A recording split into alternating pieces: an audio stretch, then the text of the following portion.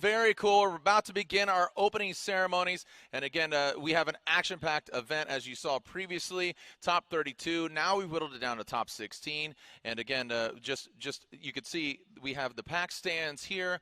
Our umbrella girls are out there, as well as some special events here going on at the opening ceremonies of round 6 of the Formula Drift Black Magic Pro Championship presented by Blackview Dash Cameras. I'm Jared Dienda.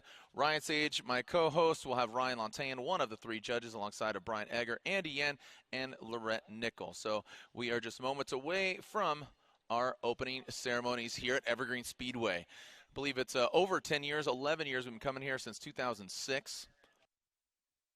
So seen a lot of carnage here, a lot of success, some champagne, some tears, blood, sweat, and tears going into this event.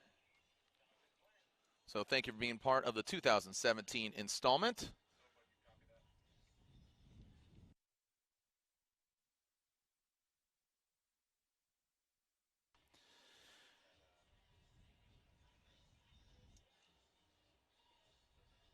All right, the party continues in just about a minute. You can see the track is getting prepped. The driver's prepared.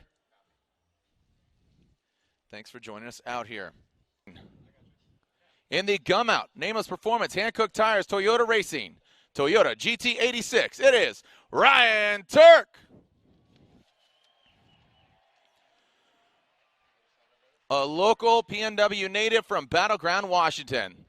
The nameless performance, Toyota Racing GT86 on Nexen tires. It is Cameron the Butcher Moore.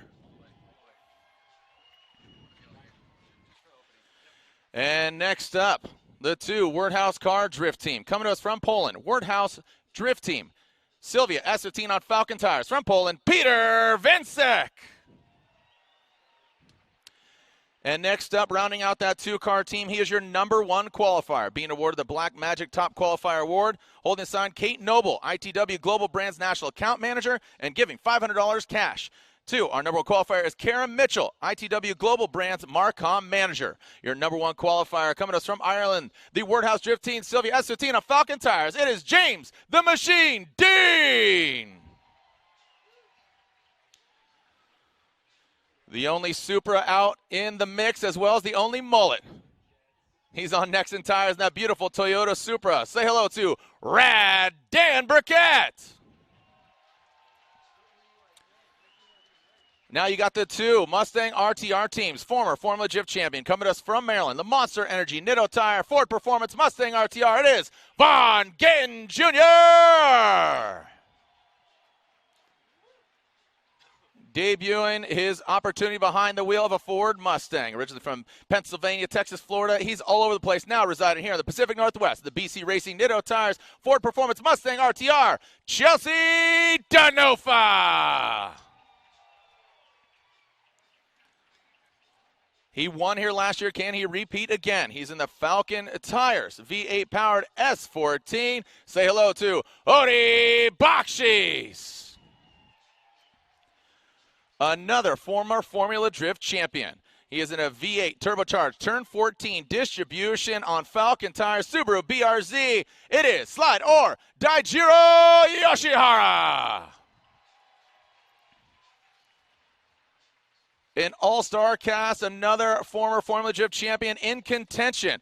He is out for it and going for it in that hot hatchbacks. The Rockstar Energy Drink, Nexen Tire, Toyota Racing, Toyota Corolla, it is the Norwegian Hammer, Frederick Osbo. He didn't go once, he didn't go twice, he went against 3 times against 3-time Formula Drift champion, and he took him out to find himself here in the top 16. Coming to us from the Dominican Republic, the Judo Mental Dom Toyota Racing Toyota GT86 on Nexen tires. It is Jonathan Castro. Some more pony for your diet here. Originally from Michigan, now living in Southern California. In the Roush Performance Falcon tires, all carbon fiber body, Ford Mustang. It is JTP, Justin Pollock. I like to call him the Latvian lover, but he is a bad, bad man. The HGK, Mass Motorsports, Motul, Wisefab, BMW from Latvia, Christoph Splush. Another champion in the mix. He has pink on his suit because his daughter's in the building, and that is in honor of her. So here we go on the ESSA Autosports Achilles Radial BMW former Formula Drift champion, Michael Essa. Another Pacific Northwest driver from Medford, Oregon, sitting calm, cool, casual. And this machine was built for a war. He's on Nexon tires. Car number 959 with a Ford V8 power under the hood. It is Matt. Put him in a Kaufman. There are your top 16 drivers. We saw a flyover. We saw a depth swear. We saw Mighty Morphin Power Rangers Cosmic Drift. Are you ready to see some head-to-head battles? Make some noise. Stomp your feet. Evergreen Speedway, round 6 of the Formula Drift Black Magic Pro Championship, presented by Blackview Dash Cameras. Gentlemen, let's send it here at Evergreen Speedway. All right, we'll get these cars back to the grid.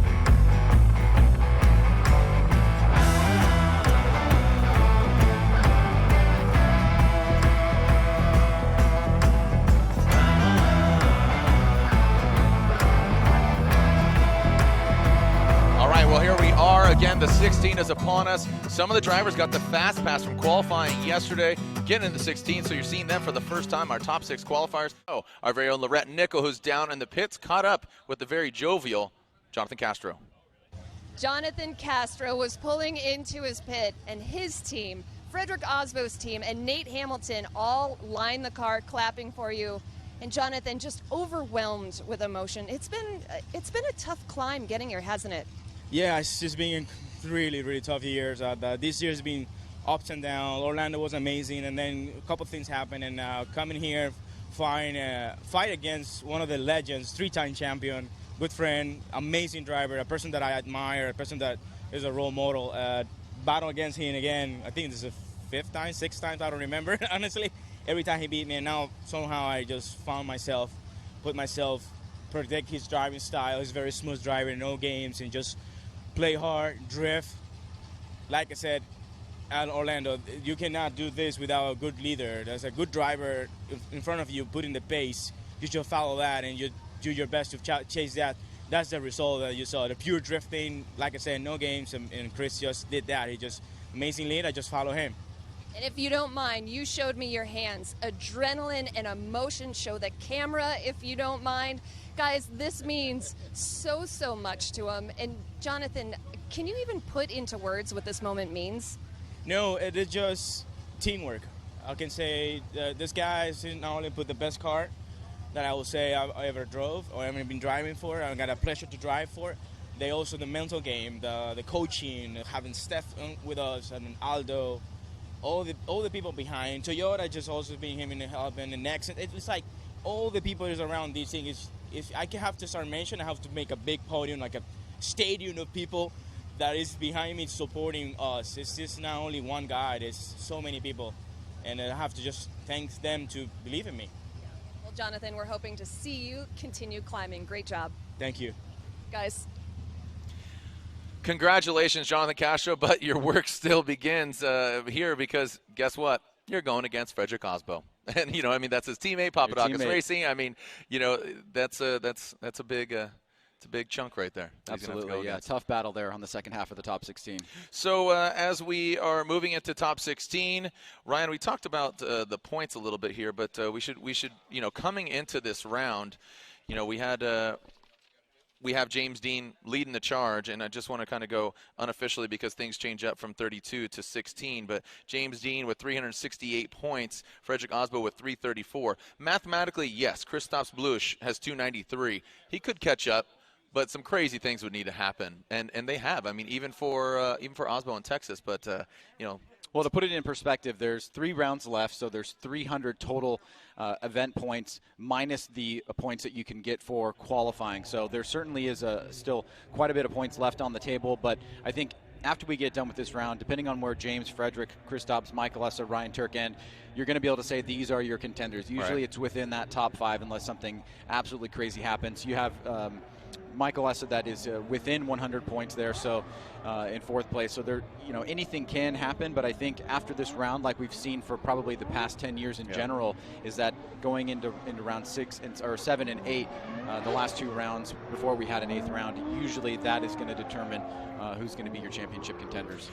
All right, so you can see James Dean, our #1 qualifier, warming up his Falcon tires. Dan Burkett waiting in the wings before the burnout box. This is, if you haven't seen James Dean drift yet this year, you're seeing him for the first time today because of his #1 qualifying. The top 6 qualifiers moved on, got the fast pass to the top 16. So, you know, those drivers being, you had, James Dean, Michael Essa, you have that of Kristaps Blush, you had Odie Bakshis, Vaughn Gittin Jr., and Ryan Turk. So those 6 drivers you'll see for the first time. And there it is, Dean and Burkett, never seen competition against each other.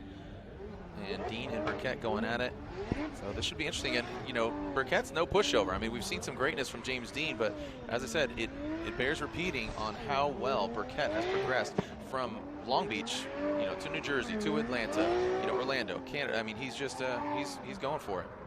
Yeah, no doubt about it. I think he is certainly going to be a driver that we're going to see a lot more of in the Pro Series as we move on into the 2018 season and on. But he's having a great showing here this weekend. But his biggest challenge so far, right in front of him, right now. Yeah, this is. I mean, all eyes are fixed on James Dean, and can he just make it just an iconic year overall? But just the caliber of driving from all the drivers has just completely progressed.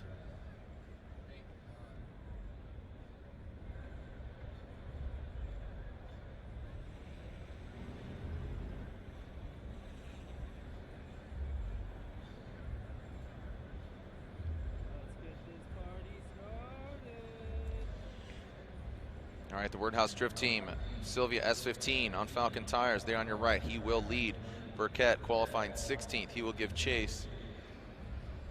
Like I said, the only Supra and the only mullet. I don't think anybody else has a mullet. Do you? No, I think Rad Dan is the only mullet-shrouded driver. He's even running a promotion. If you can grow a Rad Dan mullet, there's like a whole prize pack of like a bike and some gear. So Ryan, you should grow out a mullet. You'd have down? I was going to say, you down? No. I'm not down. I had a mullet when I was a kid. I was a big Jose Canseco fan. Oh, right on. But the problem is I got calyx, so it looks just like a rat's nest back there. Line drive. Yeah. All right, Bash Brothers. All right. Right on. Thanks for tuning in. Hashtag FDSEA. Cracking up a cold one. Enjoying it. 8-9-20. The battle in Seattle. Top 16 begins now. James Dean out front. Dan Burkett in the chase position, rolling into initiation. James Dean high and tight from the start, and Dan Burkett gets into the wall. That is not how you want to scrub the wall, Dan Burkett. And right out of the gate, Burkett pushes too hard. And that is not the way you want your wheels to go round. Make sure he's okay. As Burkett right out of the gate, we'll take a look at that again. Here we go, Ryan. So hold on real quick. We'll stay here. Okay, there's the replay. You see him just the back end, and it just sucks him up into the wall and just rides it out. That is unfortunate. But he's out of the car. Round of applause for Dan Burkett.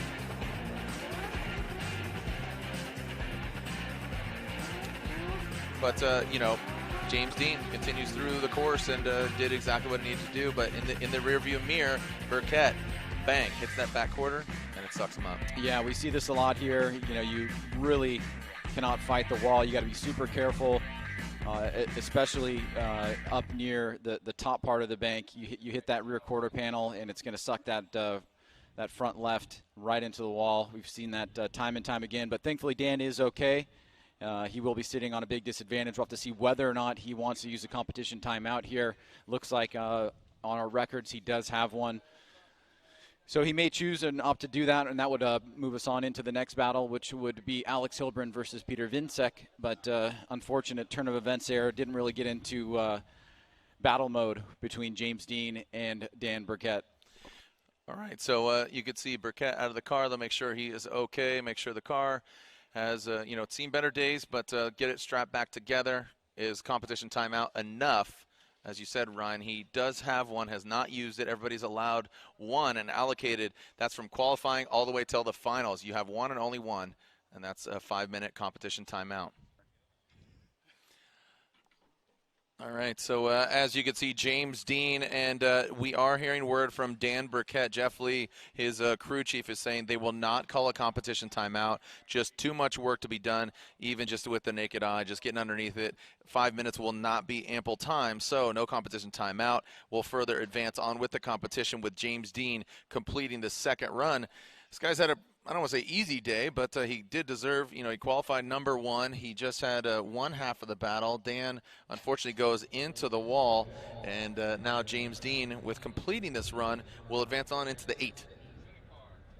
Yeah, it's been an easy day for James Dean. That'll certainly make you happy. A great eight berth for one run. He's a number one qualifier, so he will take on the winner of Alex Hilbrun and Peter Vinsek, teammate there. Alex, number 8 qualifier, Peter, number 9. And that battle is up next. Yeah, and this is a good time for James Dean to have his way with the track, really navigate it. But again, he is your number one qualifier. He backed up a 92 on his first run with a 93 on his second run. So it just shows you consistency from this Wordhouse Drift Team S15.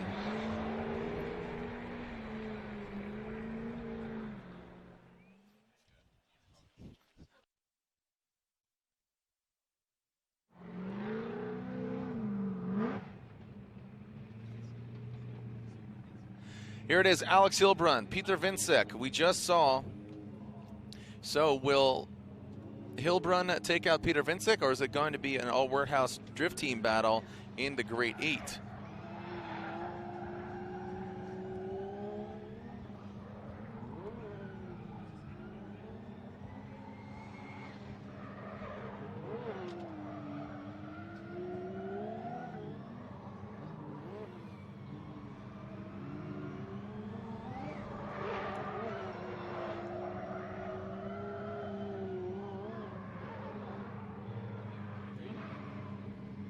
Alex Hilbrun will lead, qualifying 8th, and Peter Vinsek qualifying 9th. So a fairly equally matched battle here.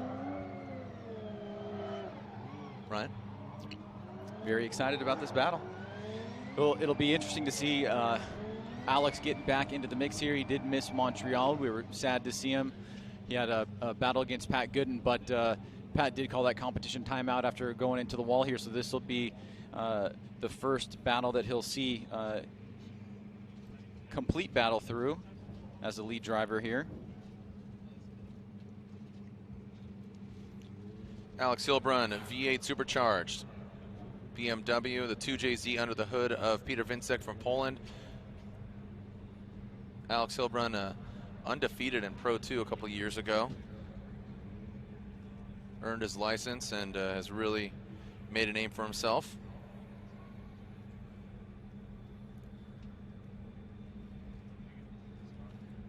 And we are clear to send. Alex Hilbrun will lead. Peter Vinsek giving chase. Again, the winner going against James Dean. Winner going against James Dean in the Great 8. Is it going to be the other Wordhouse Drift vehicle? Or is Hilbrun from Peru going to step up? And here we go. Hilbrun initiating. Into the wall. Nice job by Hilbrun. Peter Vinsek mimicking the angle, falling out a little bit, but then just back into it. Into the touch and go. Now into that second outer zone. Great job by Hilbrun. Really throwing some angle at it. Nasty angle from Hilbrun. Peter Vinsek lunges forward. Love that snappy transition from Peter in that chase position. That showed he has some horsepower on deck and just said, hey, remember, I'm still here. Yeah, great timing there. And you can see the approach. He just gets over into Alex's lane, but jumps right behind him. You can see Alex, great job on initiation. A little bit of wavering there from Peter, so a little bit of a mistake. Now watch as Alex comes off. He's going to hit that touch and go, wrap back around, and right into the pocket there is Peter. But right here, he puts a little exclamation point on it. Through the smoke line, dives in, makes no contact, and does a great job to finish up the run. So now they'll switch things up as Peter goes to the lead position, and Alex will have to work hard to chase down Peter Vincek in this top 16 battle. All right, you can see Peter's door is open, awaiting the cameras, and Peter will lead. Fanning it out.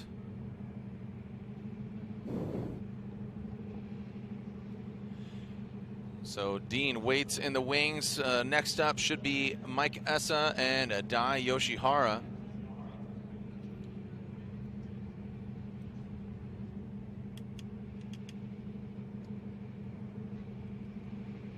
It looks like they are good to go. Need to close that door in order to run, buddy. There we go. All right, and we are ready to send it. Hilbrun chasing down Peter Vincek. So crossing that T-bar, you see Peter Vincek. Nice execution, little feint entry.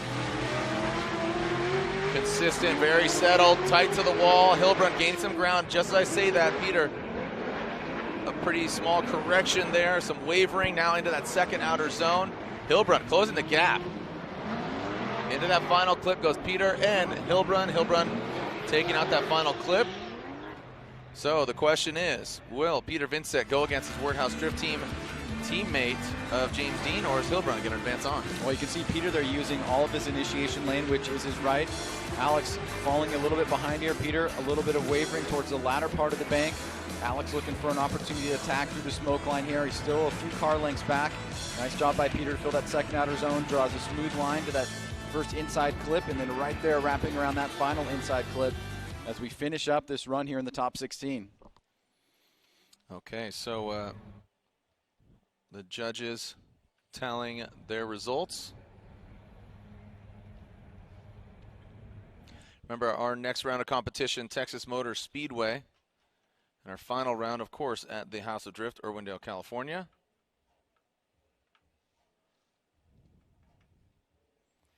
And FD Texas will be September 8th and 9th, with the final round being October 13th and 14th at Irwindale, California.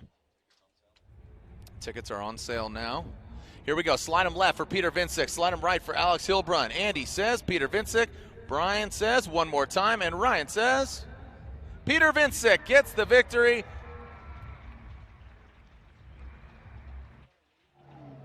So Peter from Poland, Wordhouse Drift Team Falcon Tires, him and James Dean and Vincek will be going against each other in the Grade 8.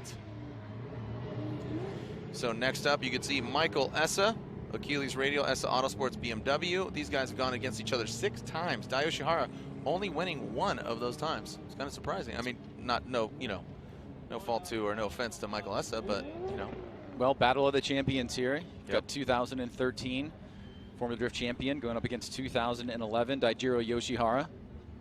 Both drivers have had some success this year. Michael Essa in particular, looking very, very solid. Had that second place at Wall Stadium just a month or so ago. And we've seen these guys go against each other a time before earlier this season. Can't remember who came out on top, but I know I think it was Michael Essa. We can find out. Yeah, go to driftstats.com. I know that. If you want to follow. Be sure to download the app as well for future events, stats, updates, exclusive FD content. And Michael Essa will lead. He qualified 4th. This is his first battle of today, going against Dai Yoshihara, who qualified 20th.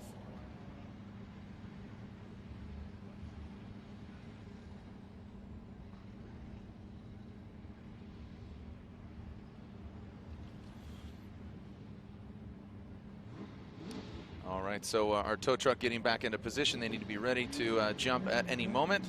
So our track safety back into position. Here we go. Michael Essa out front. Dai Yoshihara in the chase position. And dropping back behind, tip to tail, goes Dai Yoshihara. Michael Essa ripping into that bank. Dai Yoshihara right there in that turn 14 distribution BRZ.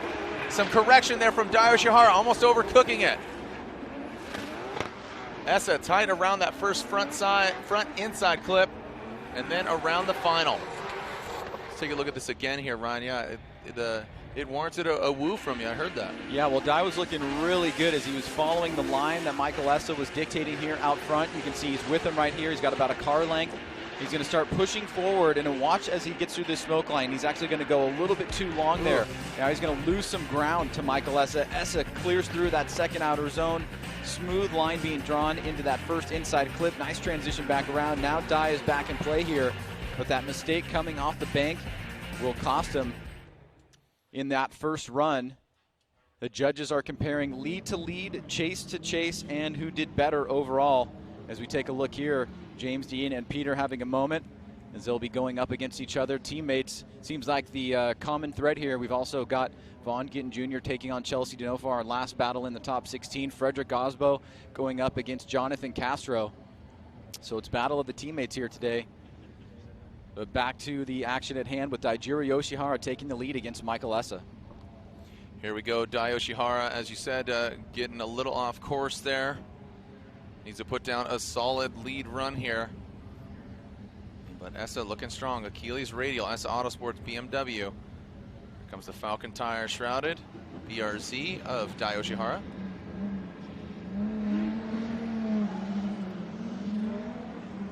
And here we go, Dai out front. Essa in the chase position.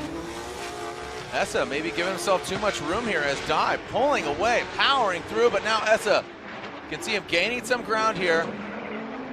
And Michael Essa getting out to that touch and go. Into filling that outer zone is Dai Yoshihara. Dai Yoshihara hanging it out.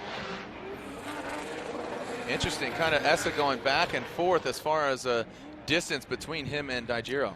Yeah, I mean, when you do a chase-to-chase comparison of Daijiro Yoshihara and Michael Essa, Essa was quite a ways back throughout the remainder, or the majority of the course. Now, Daijiro Yoshihara did have that big mistake coming off the bank, but does the lack of proximity here kind of tip the scales back towards maybe an even on the chase runs there, and it would boil down to who had the better lead, potentially.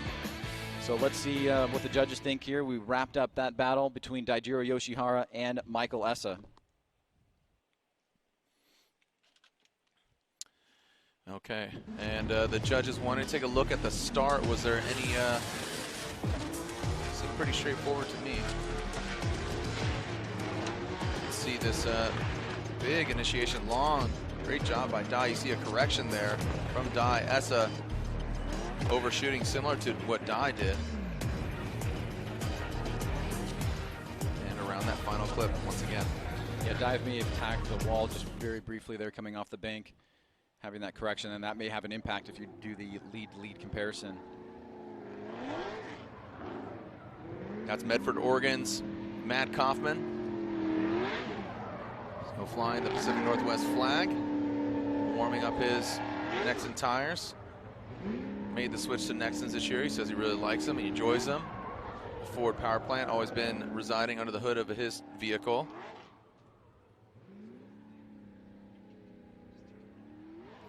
So, as we wait for Daijiro and Essa, waiting for the judges to dictate their victor, and here we go. Slide him left for Yoshihara, right for Michael Essa, and it's one more time. They're going at it again. So one more time battle between Yoshihara and Essa, and I definitely agree. It's a one more time.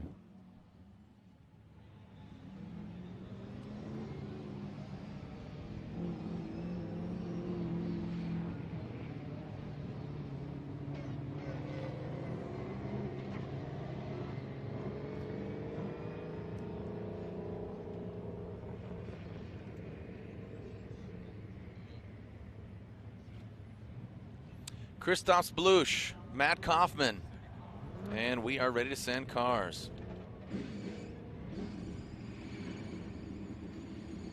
Christoph Bluch, he will lead in the HGK Mass Motorsports V8 BMW. Matt Kaufman dropping into formation. And here goes Kristaps. You can see him starting high, working his way down low. Kaufman middle of the bank. Now coming into the power alley. Kristaps ripping into the power alley, into the outer zone. Matt Kaufman lunging forward. Off of that front clip are both the drivers. And now crossing the finish line is Kristaps and Kaufman. Well, Jared, Kaufman did have an opportunity there to attack on that inside clip, number 1, as a way to kind of take some of this away here. Blues just dominating, pulling a big gap there. Wasn't totally all the way up on the wall, but still pretty high line. Now watch, he's going to overshoot this first inside clip. Kaufman follows him as he should, but there was an opportunity there where if he made a slight adjustment, he could have gone up on the inside and taken away that gap just a little bit better there. And we talked a little bit about that in the drivers meeting this morning, about what drivers should do if the lead driver overshoots outside zone 2 and inside clip number 1. Can the drivers take that line away? And of course that is a possible passing area as well. But let's switch things up. Matt Kaufman to the lead. Kristaps Blush will chase him down. Let's see what Kaufman can do out front. There was a bit of a gap there between the two drivers on that first battle.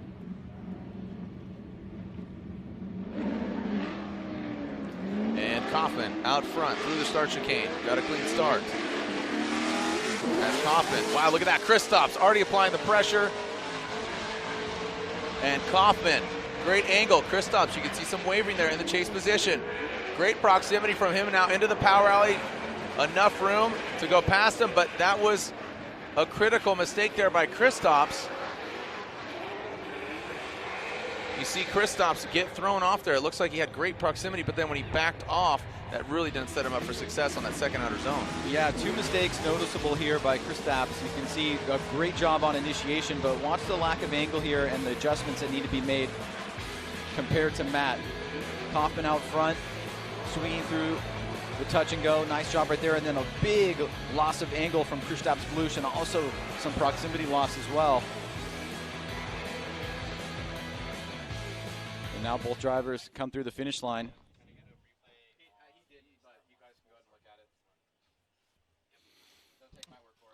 Kaufman and Kristaps. Yeah, go ahead and see again.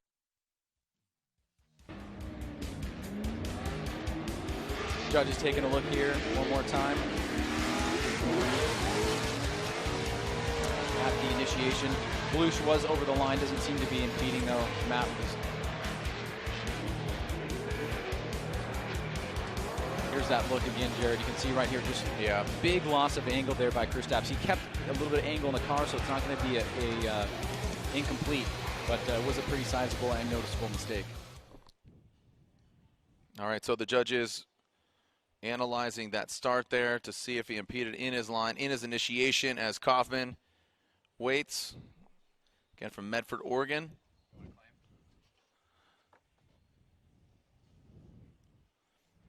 Wow. All right, we'll see. As Kristaps, judges writing their final notes here. And we should potentially be seeing Essa and Yoshihara, or advancing on to the other side of the bracket, which would be Turk, Ryan Turk, and Justin Pollock. It looks like I am seeing Essa in the distance. Here we go. Slide him left for Kaufman, right for Kristaps, Andy, Brian, and Ryan. One more time from Andy. Brian saying Matt Kaufman, and Ryan saying one more time.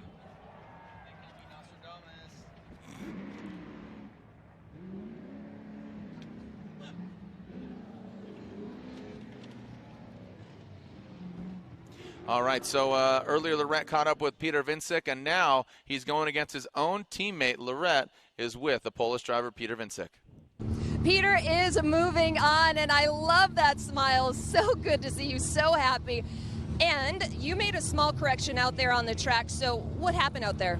Yeah, I was on a bank. I initiate pretty fast as usual, but then in the middle of the corner, actually, wall sucks me in, so I was afraid not to hit it, and I did a small correction. But I managed to brake in a deceleration zone, so everything seems to be fine, but the only small correction was the problem. But still, I'm in top 8, second time in FD, so I'm super happy. I hope that together with James, we'll put a great show, and that will be something worth to watch. So keep fingers crossed for actually both of us, and for a great show, simply. This is going to be the first time that you battle your teammate, so how do you surpass him? Actually, yeah, it's true. You know what? I just will do what I do through the whole day, and that's it. I don't want to do anything extraordinary, anything new. Simply do what I was doing for the whole day, and we'll see. Maybe it gives me a success. Thank you so much. Thank you very much. Well, Jared? he knows his talent. Thank you, Lorette. He knows his talent of his teammate. That's why they're teammates. And yeah, Ryan, you expected to see one more time and delivered. Yeah, I think you know, when you look at lead to lead, chase to chase, that is a standard criteria, and you want to be able to win both of those. If you find that you don't, and you haven't won the overall battle, a lot of times it goes to one more time, and it just felt like that was going to be the case there. I think Blues just needs to kind of clean up a little bit of what he's doing in the chase, because the lead, he's an absolute rocket ship, and, right, and he should be able to win that easily, at least with the amount of grip that he has right now. So let's go back and revisit this first one more time here with Michael Essa and Daijiro Yoshihara. Yeah, the one more time of Essa and Yoshihara. And here we go. We only have 2 drivers already in the Grade 8. We haven't even reached the other side of the top 16 bracket, but it turned out to be a beautiful day. The grandstands are in the shade, a breeze coming through. And now strapping on the cameras on Yoshihara. And here is Essa once again out front, and Yoshihara in the chase position.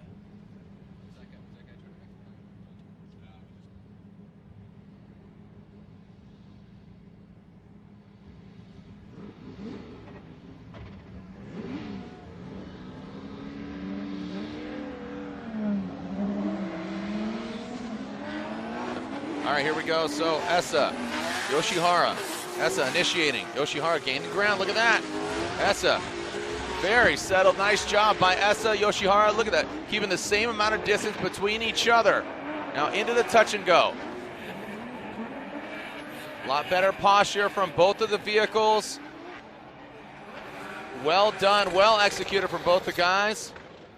Yoshihara knocking over that final front clip. Well, this was a much better chase run here from Daijiro Yoshihara. Did not have that noticeable mistake by running off course last time and then allowing Michael Essa to run away. But look at Essa, just how composed he is up top on the bank. Great angle coming off here, through the power alley, dive through the smoke line. Great job right there by Essa, hitting that second outer zone and into that first inside clip. Right here, Dai has a little bit of a mistake as he falls off towards the end, but a very competitive first battle between these two veterans of the sport. All right, so Yoshihara will now lead. Are we going to get a victor here? Is it going to be clear cut? As Yoshihara, again, will lead. Essa will give chase.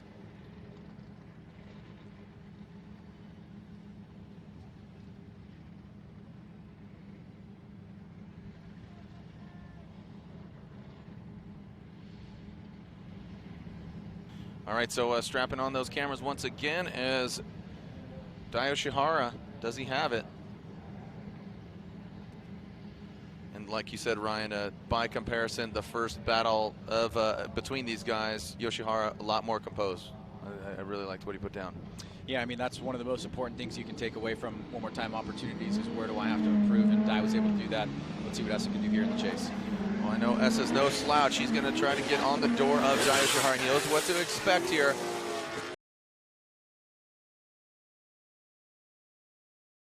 From this veteran, and Yoshihara doing exactly what he needs to do. Like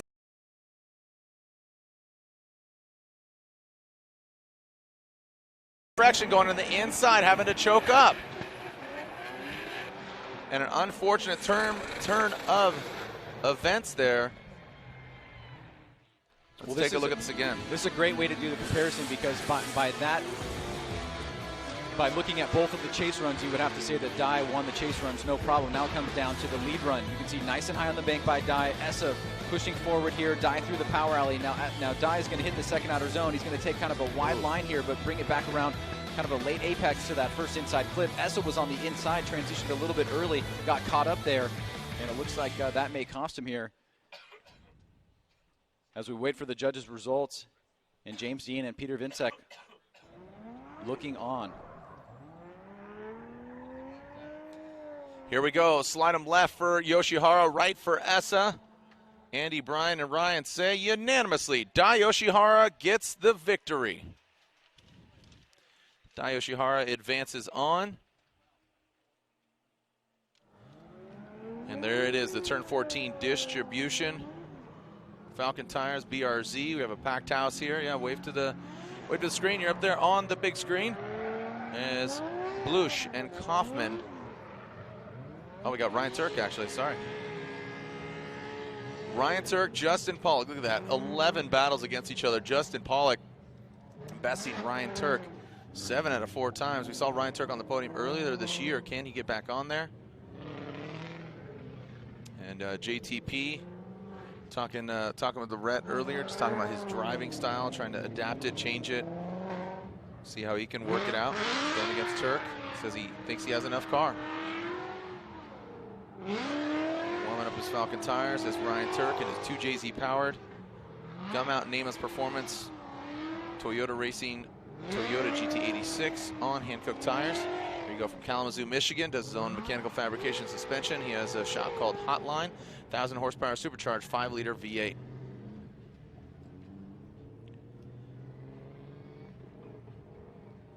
can see the smoke lingering and Ryan Turk be out front.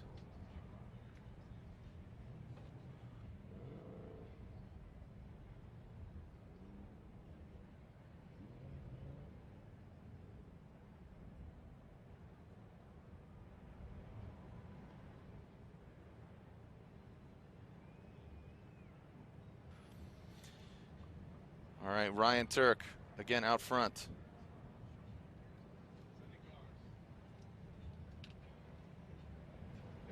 Who's going to get it, Ryan Turk or Justin Pollock? Where are my Ryan Turk fans at? Make some noise. Where are my Justin Pollock fans at? Make some noise. Here we go. Ryan Turk. Justin Pollock throwing it into the bank. Black and white all over the track, talking about the cars and the smoke. Justin Pollock, look at him throwing more angle at it. Into the touch and go. Ryan Turk, a wide swing past that front clip. Justin Pollock tightens it up where he should be.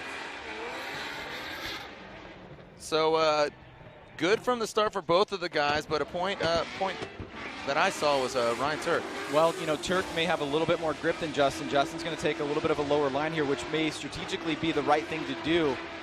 Though it will be a little bit of a deduction for him. Turk comes through the power alley. Pollock makes an adjustment in the chase position. Now Turk is going to overshoot that first inside clip. Pollock goes on the inside there. He's able to gain a little bit of ground on Turk.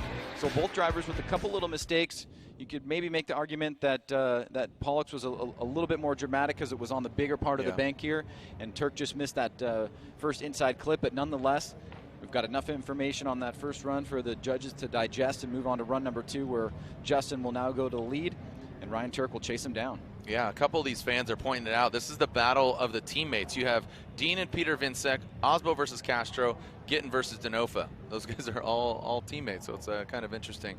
As right now, Justin Pollock, Ryan Turk going against each other and ready to throw down. So are we going to have a standout moment here for Justin Pollock? Is he going to take the victory? We're on the other side of the bracket. Already in the grade 8, it's James Dean going against Peter Vincek. Dai Yoshihara will go against the winner of Blush and Kaufman. We'll revisit that. Right now, Turk and JTP. The winner of this goes against the winner of Frederick Osbo and Jonathan Castro. Here goes Justin Pollock. Already lighting him up quickly out of the gate. Oh, a lot of shimming here from Justin Pollock. But now turns it on, gets settled.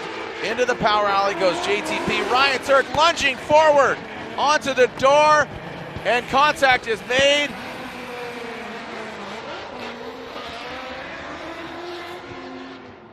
Contact is made from Ryan Turk. You could see it.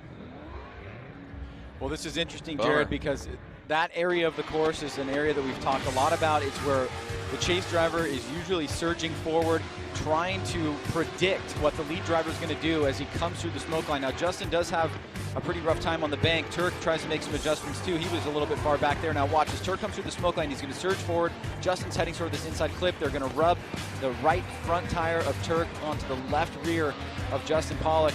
Pollock it looks like he had a little bit of a movement of his vehicle when they touched. Right here, let's take a look at it. You're going to see right there,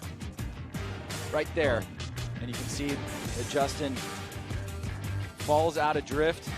So the judges do need to give fault now, but because it's a second run, there may just be a victor here, and then we'll get some insight from the judges on what they decided. And once again, as we talked about in the top 32, you can see those red markers are the deceleration areas. This is where chase drivers should expect a lead driver to make an adjustment on certain sections of the course. You've got one coming off of outer zone number 1 and, of course, on outer zone number 2. Now, this is right about where that incident took place, so I'm certain that will play a role in the overall evaluation from the judges.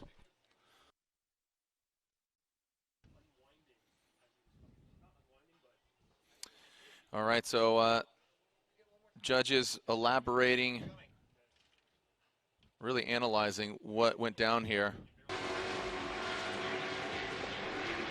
Here it is again. This is where Justin was having a little bit of trouble on the bank, as was with Turk not keeping ground. So you can see Turk kind of saw that he was getting really close there, made an adjustment in angle in the car, and then just right past outside zone 2 into inside clip 1. That's where the contact takes place. Here it is from ISO cam. This is number 3. Turk through the smoke line. There's the bump. Turk comes to a stop, and Pollock makes that adjustment. Well, these are always the most controversial ones. Yeah, it's pretty interesting. Just, you know, the contact. It's not as cut and dry as you'd think at times. You know, not saying that this is difficult or if it's easy, but just saying the nuances is what really the judges. Well, let's just watch exactly where it takes place. Now, the decel zone is right there. And that's when Turk excels forward. So it's just a little bit past outside zone number 2. And you can see, you know, judges are walking around up here, getting a different view of all the cameras that we have. But because that was a second run, Jared, we will see a result here nonetheless. Yep. And then depending on how it all goes down, either way, we'll talk to Ryan.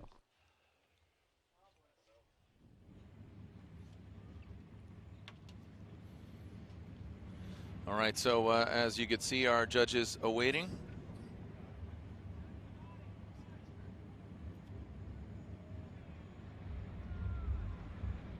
Thank you for tuning in, Kryptonics. Thank you for watching for your first time. Sweet. David HL, double team battles. Actually, triple team battles. So as you can see, the smoke lingering here. There are some wildfires in BC, British Columbia, as well as in Montana. That is having some linger. We're not making all the smoke here at Evergreen Speedway, but some wildfires. The smoke that we want to make. Right. The other smoke we don't like. Okay, so yeah, trying to assess fault on what's going on. Turk don't Turk. Hashtag FDSEA.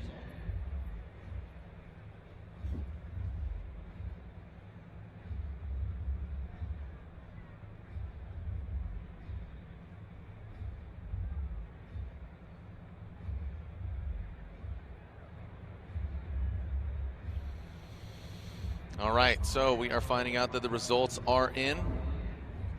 And slide them left for Pollock, slide them right for Ryan Turk. Andy, Brian, and Ryan saying, Andy saying Justin Pollock, Brian saying Justin Pollock, and Ryan Turk saying, or Ryan saying Ryan Turk.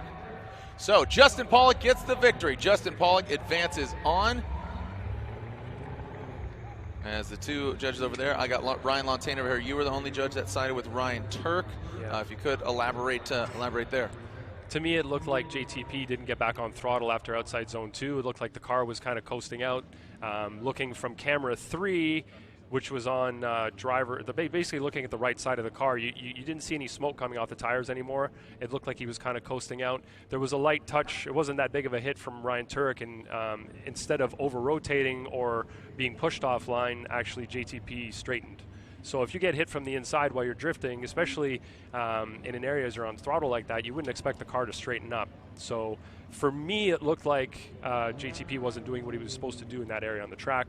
They did not agree with me, but that it's not like we discussed it. That's how I feel, and that's how they felt. So I don't even know really what their reasoning is, because they're way over there right now. But I don't know. I have to get a feeling for this. Yeah.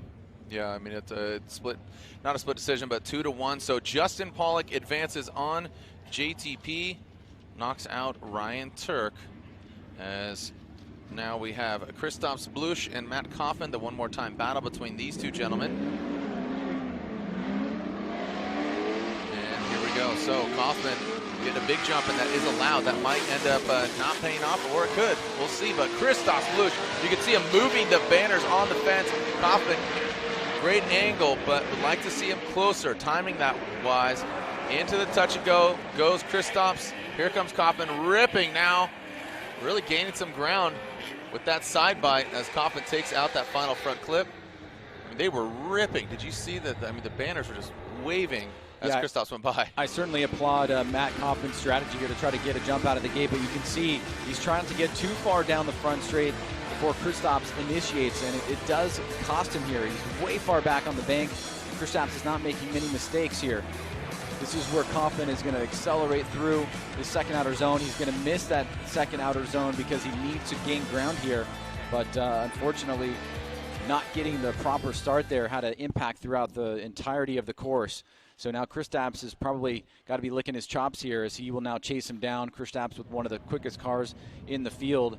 So Matt Coffin is going to have to do something special here if he wants to move on into the Grade 8. Quick and nimble. So but don't count out Coffin just yet, as he's out front.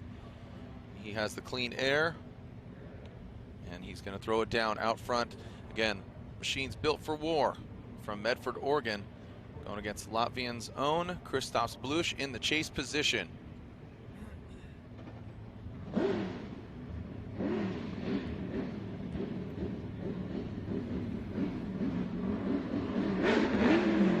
And away they go. You can see already kicking out, stepping out is Coffin. And Coffin initiating. Christoph Blush right there. Coffin, look at that. Big angle from Coffin. Getting personal with the wall. Woo! Look at Matt Coffin coming into the power alley. Touch and go. Getting that second outer zone. Christoph Blush diving in. Is Matt Coffin going to take this victory? A phenomenal lead run by Matt Coffin. Wow. Well, that was one of the best lead runs I think we've seen on the bank all afternoon, actually all weekend. He initiates and immediately goes high. Now he stays on this line, and look at that, the rear bumper all the way through that zone with mad angle off of the bank through the touch and go. He goes a little bit short there, and you can see Blush through the transition. Something kind of funky happened there from the power alley and the touch and go to outer zone number 2. So love to see exactly how the judges interpret that. Let's watch Blush. You can see he's got a little bit of a lot less angle here. And Coffin, you can see the difference on the slow motion. Now Blush has to make an adjustment so he doesn't run into Coffin here. And boy, how the tables have turned here on that second run. Coffin, very impressive. As we take a look one more time, this is going to be the ISO from where we are, Jared. You can see Blush initiates, but Coffin is way high with a lot of angle. Now he's going to come off right here. Just barely gets out the touch and go, and Blush was already kind of transitioning. Looks like he got caught up there. Locking up that back, just locked up the brakes. And we've said time and time again that the transition from the touch and go through the smoke line to outer zone 2 is where we see a lot of action take place, because drivers will tell you a lot of times they're just basically driving blind and placing faith in your spotter to let you know exactly where that lead driver is probably going to end up. But a lot of times it's just a gamble there. So let's see what the judges think against this. about this battle against these two competitors. Slide him left for Kaufman, right for Blush. Who's going to advance on, going against Dai Yoshihara. Andy says one more time. Brian says Matt Kaufman. And finally, Ryan says Matt Kaufman gets the victory.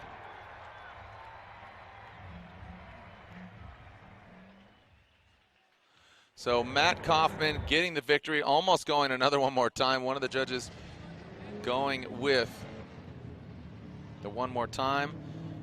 We are now officially more than halfway through our top 16. This should be a fun one. Frederick Osbo, Jonathan Castro. Frederick Osbo in the hunt for a championship.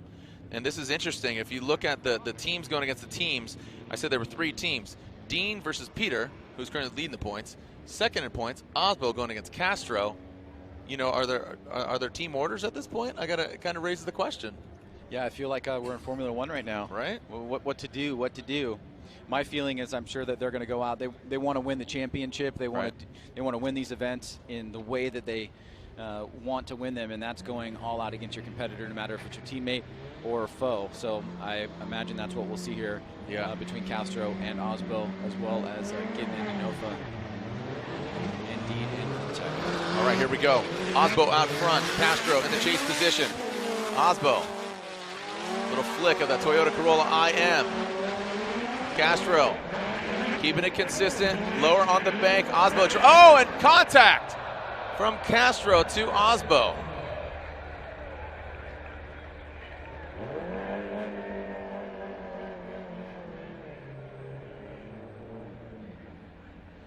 All right, looks like they're waving at each other, but that's not a high five. Like, hey, neighbor, hey, neighbor. Here we go. You can see Castro, unlike last battle, is moving towards Osbo progressively on the bank. Now he's going to come up on this inside line here, and it looks like at first pass that he was just a little bit too tight.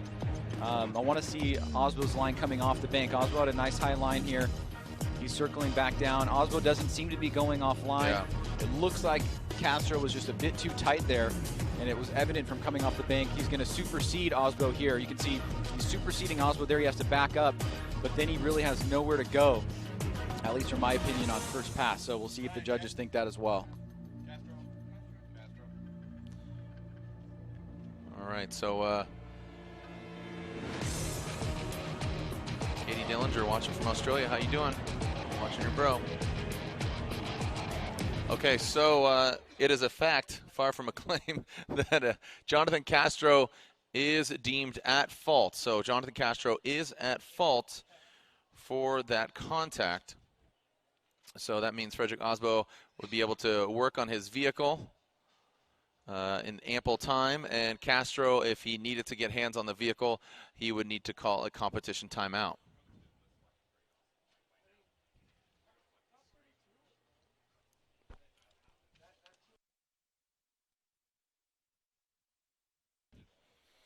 All right, well, Ryan Turk takes out Justin Pollock, and Lorette Nickel caught up with JTP.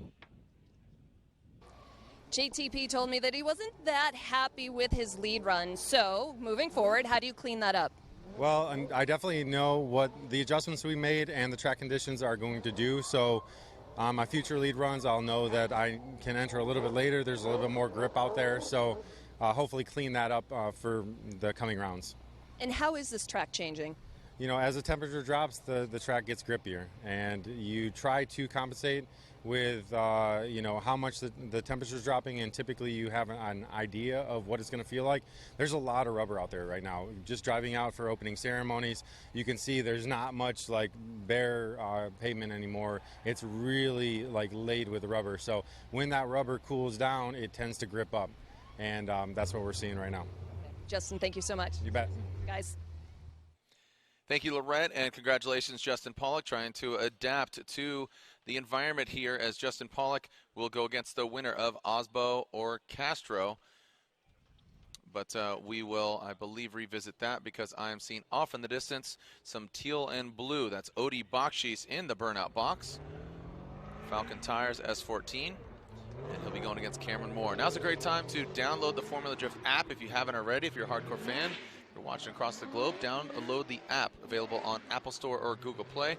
Live scoring alerts and stats, exclusive FD content, breaking news alerts, get notifications, access to the free live stream, ability to buy tickets, and the new FD Fan Rewards program, as well as put in the FD1, put in the code FD1, and you get 50 points. So if you haven't done that already, FD1. Also exclusive games and contests, special video features being updated throughout the season. All right, seeing the Butcher there from Battleground, Washington, going against Odi Bakshis.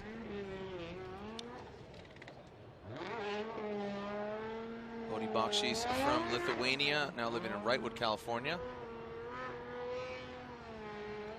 And you can see Odi and Cameron going against each other 3 times, with Odi Bakshis getting the victory. Cameron Moore debuting this new car this season. Meat cleaver on the side, we'll see. Seen some of the shirts. He's got his family out here. I mean, a lot of the drivers do, but he's got a large contingent. Where are the Cameron Moore fans out? There's quite a few out here. Where are my Odi Bakshis fans at? Odi Bakshis coming in 8th in points into this round. All right, here we go. Odi will be out front. Odi qualified 3rd. This is his first battle of the weekend here. And as Justin Pollock said, the conditions really changing. So from earlier today in practice to now. So Odi and Cameron Moore qualifying 19th at the one more time battle with Ken Bushi. And here we go. Odi Bakshis out of the start chicane. Odi. Nice job. You can see both of them settled. Cameron Moore, some shimming there on the bank. Let's see how they do in the power rally. Cameron Moore gaining ground. Nice job by Moore. But Odi filling that second outer zone. Tight on that first front clip. And transitioning. Look at Cameron Moore getting in. And that aggressiveness might end up hurting him, because Odi continued through the course, but Cameron Moore stays in it. Well, very high qualifications for Odi Bakshis, and charging on the bank here. You can see Moore trying to close the ground here. He does, as Odi comes off the bank. Now through the power alley and the touch and go. Great job by Odi scraping that wall. Super tight as he draws a very smooth line. But then right here, Cameron Moore noses in. He hits Odi on the transition back around after that last inside clip. And then unfortunately for Moore, he spins out. Now as we take a look here, Jared, you can see the clocks are running for Jonathan Castro and for Frederick Osbo. An interesting statistic up until this battle here, and we'll see how it happens. Each of the lower qualified drivers have beaten the higher qualified drivers, so it's been an upset from that standpoint in competition so far. Our lower qualified drivers taking out the higher qualified drivers, except for James Dean, who had that bye. All right, so it looks like just ripped off some bumpers. Cameron Moore ready to go back at it and checking out the vehicle to see if Odi is all good.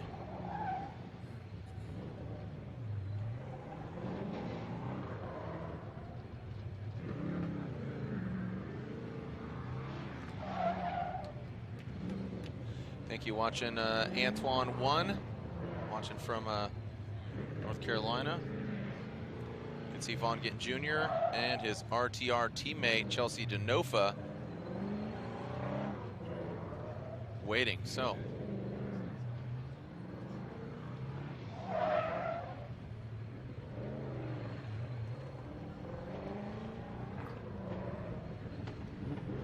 Cameron Moore will lead. Odi Bakshis giving chase through the start chicane. And here they go. Cameron Moore with that contact late in the run. Some rotation. Needs to throw down a solid run. Odi Bakshis, don't want to see inactive chase. I wouldn't consider that now, but we like to see him get involved. As Cameron Moore ripping through the power alley. Nice job. Odi Bakshis gained some ground. And both of them pulling through the finish line. Great lead run by Cameron Moore, but unfortunately with that contact, Ryan, on that first run and rotation, I think unfortunately, the Butcher, he's on the chopping block. Yeah, this is a really quality lead run here from Cameron Moore, especially on the bank. Odie did give him quite a bit of room there to show off his skills up on the bank. Odie is able to bring him in here towards the second outer zone, that first inside clip. Keep it pretty tight here towards the end. But again, we had that essentially incomplete by Cameron Moore after making contact with Odie on that final inside clip. And now we can see here that both drivers, or at least Jonathan Castro, looks like he has fixed his vehicle in the 5-minute allotment. Frederick Osbo has an additional 5 minutes because he was not the driver at fault there. So he may still be making some fine-tune adjustments, but let's go to the judges' scorecard. Slide him left for Moore, right for Odie Bakshies. Andy, Brian, and Ryan say Odie Bakshies gets the victory. Odie Bakshies gets the victory. Hat tip to Cameron Moore, the Butcher. Some great driving there, but again, need to leave it all out on the track, as we saw from Castro, and you could see a 10-minute allotment for that of Frederick Osbo. You know, and like I said, interestingly enough, these guys operated both by Papadakis Racing.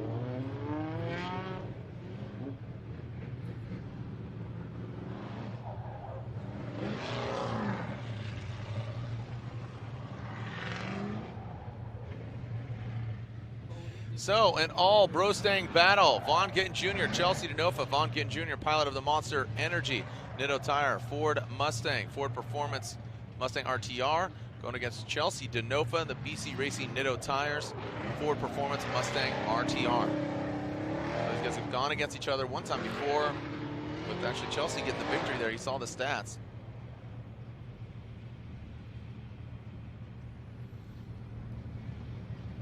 And here we go. Yeah, this is going to be it's going to be one for the books. I know that Chelsea was joking earlier that Vaughn qualified higher than Chelsea, so he's going to have to hold the umbrella at the driver's intro, but that ended up not happening. But right now, I think this is going to be a bigger bragging right, excuse me, over even qualifying. And as far as point standings, Vaughn Gittin Jr. sitting in 6th, and that's of Chelsea Denofa sitting in 17th.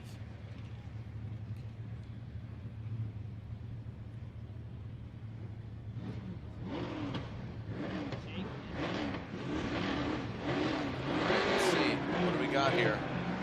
Got a clean start. Vaughn Gittin Jr., Chelsea Denofa. Chelsea right there, already out of the gate. Vaughn Gittin Jr., big angle there. Chelsea Denofa mixing it up. Got 6 wheels on track because they're both hitting 3-wheel motion. Chelsea transitions. Look at Chelsea Denofa. Mastercraft. Well done by Chelsea Denofa, performing surgery on that chase run.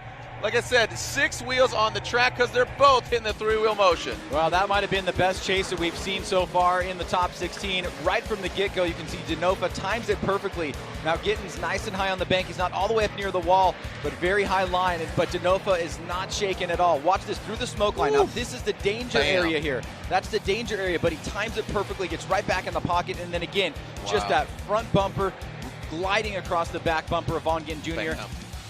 You can see now the only negative about this is Denofa does not get out to outer zone 2, but I think the spectacular nature of that move certainly is going to give the judges something to think about there. Vaughn had a solid lead run, so Denofa needs to do the same, but these guys are putting on an incredible show here in the top 16. Well, they got their spotters down here. They're sitting next to each other. And they're about to go toe-to-toe once again. Here we go. So Denofa will now lead Vaughn Gittin Jr. Hashtag FDSEA. Let everybody know you are watching. That was a phenomenal chase run by Chelsea Denofa and Ryan. Yeah, it is a good point.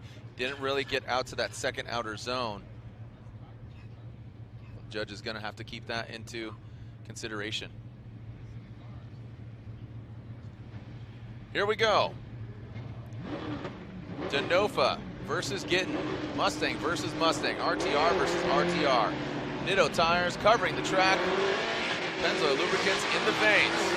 Here comes Chelsea Denofa on initiation. Vaughn Gittin Jr. right there. Tit for tat. Vaughn Gittin Jr. ready to rock. Say howdy, get rowdy. Is Chelsea Denofa high on the bank, now dropping into the power alley. How's Vaughn Gittin Jr. going to handle this? Gives him a little bit more room than Chelsea had, now diving in. Whoa, doctor, look at that. Vaughn Gittin Jr. narrowly escaping Nitto tire contact. Pound your feet, make some noise. Battle in Seattle is delivering. The Autozone throwdown, and that's exactly what these guys did. Woo! Well, this is a great battle here. I mean, this is screaming one more time to me, but you can see right out of the gate, Denofa and Gittin putting on a great show. I mean, the line is almost exactly the same from Denofa as it was from Gittin. Now down off the bank into the power alley. Gittin doesn't surge through and dive into the pocket, but he maybe does a little bit of a better job getting back out to the zone there. And then right there, Denofa leads Vaughn Gittin Jr. through that last inside clip. Gittin is right there. Incredible run by both these guys. You can just see a massive amount of skill that both drivers exuded there in this top 16 battle.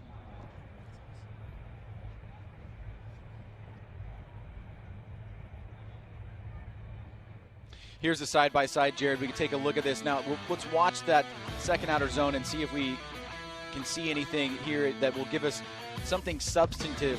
That's the difference between the two. The lead runs look very similar. You can see a lot of proximity between both drivers. Now the transition into outer zone number 2.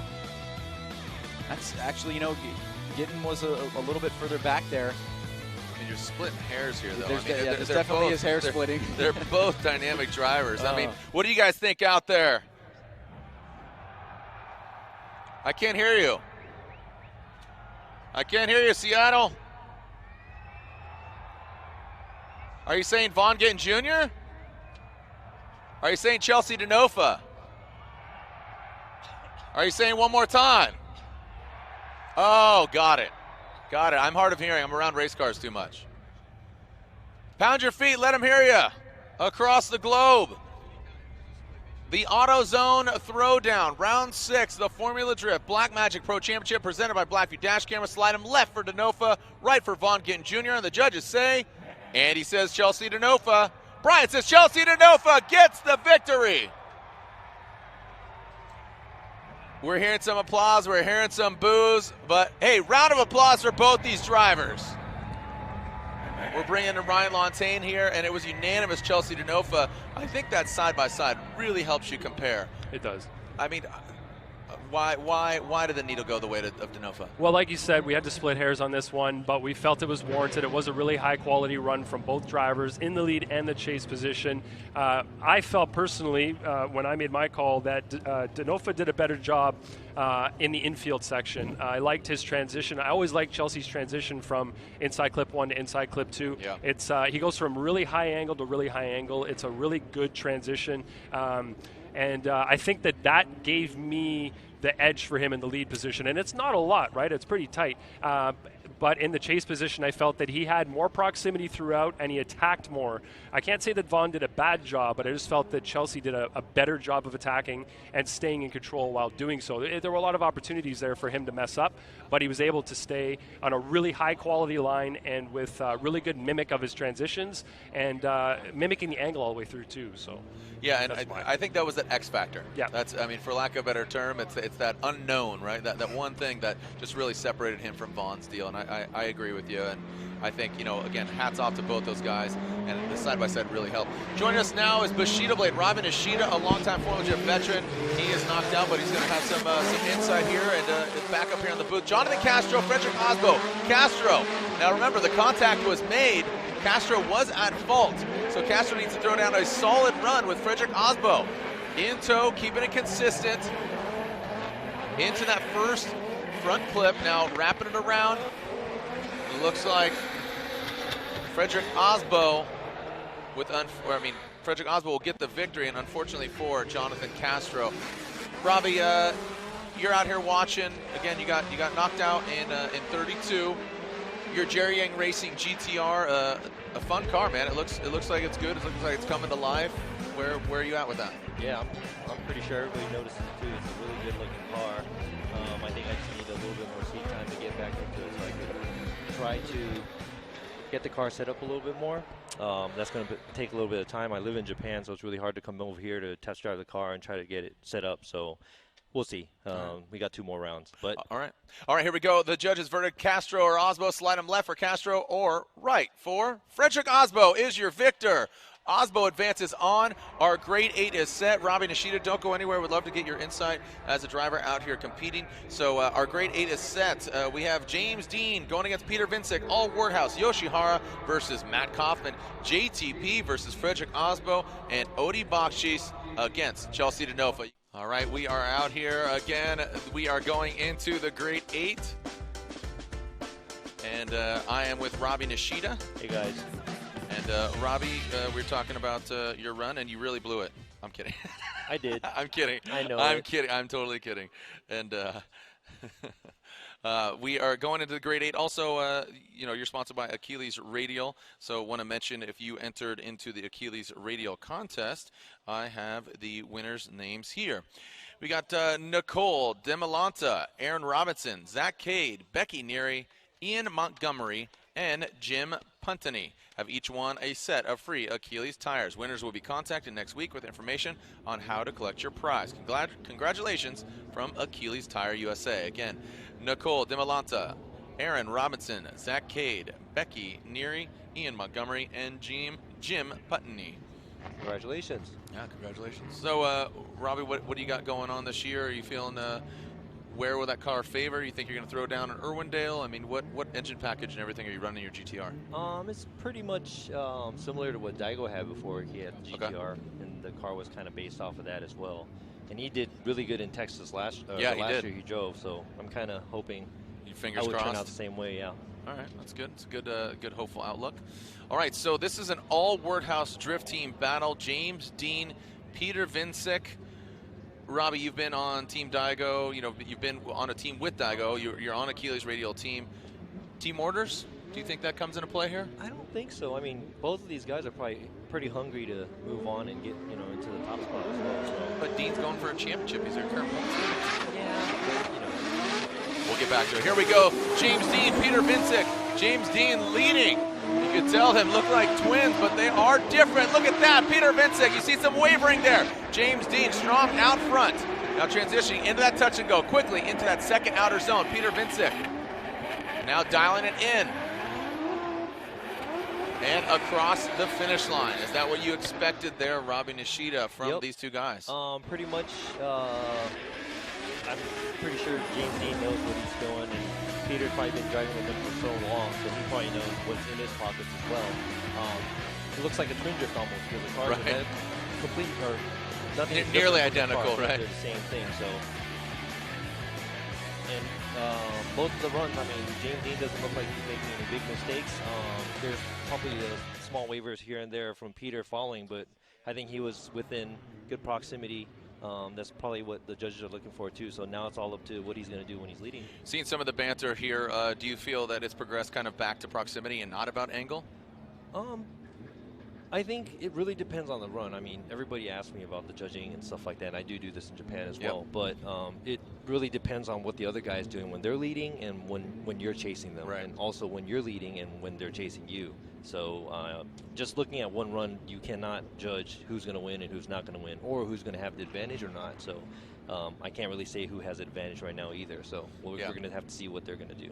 Yeah, I think it really comes down to cleanliness. Is the way I look at it is cleanliness. You know, you look at that bank, and if somebody is just locked, rock solid, just shows confidence. And then in that transition, just like Chelsea Denofa, Vaughn Ginn Jr.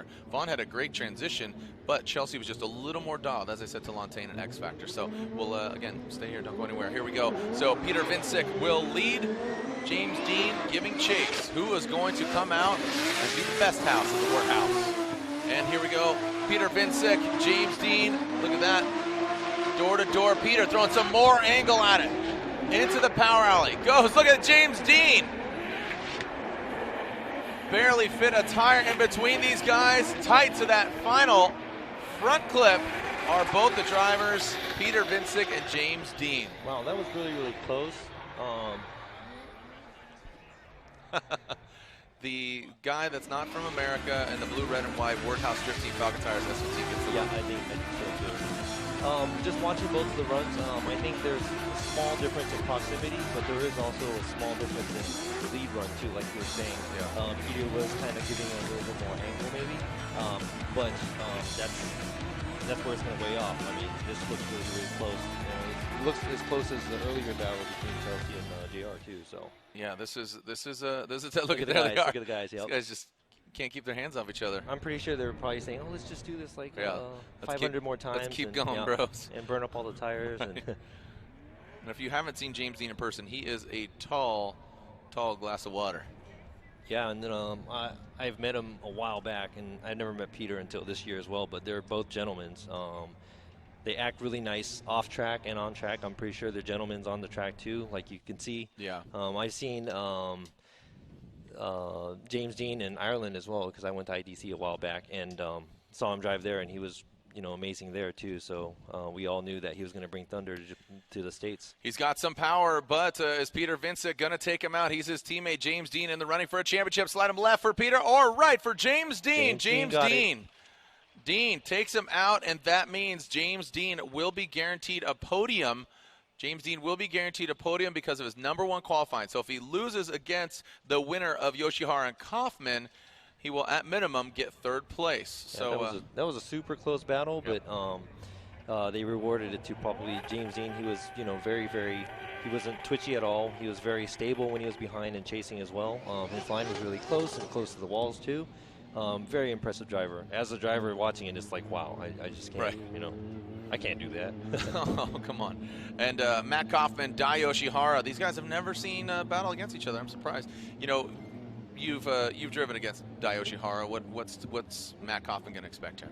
I think they're both a little similar in driving style because they're both really smooth. I don't think either of the drivers are going to do anything drastic, but now we're in top 8, so you never know what they're going to pull out of their pockets to chase down each other. It seems that Matt Kaufman is really comfortable at this track. I mean, have you been watching him throughout this weekend? Yeah, I mean, I have my spotter have their eyes on him because obviously I went against him for top 32, and he was just laying down clean runs, back and forth. So all I had to do was just follow him more closer, but I just can't even do that either. So we'll see how Dai's going to do against each other. It's going to be a good one. Yeah. We just saw Dai Yoshihara take out Michael Essa in that one more time battle. He went through Matt Field, but Matt Field pushed him hard. But Kaufman, he just seems to be gaining more and more confidence as he works his way through the bracket. Matt Kaufman out front. The machine's built for a war. We'll see what we got here. World War Kaufman. Dai Yoshihara in chase position. There goes Matt Kaufman again, staying really high, maxing out the angle, getting into that touch and go very quick. Dip the toe in and then peace out. But look at Dai Yoshihara, cannot be shaken. Well done by Yoshihara in that chase position. And Kaufman out front. Let's look at this again here.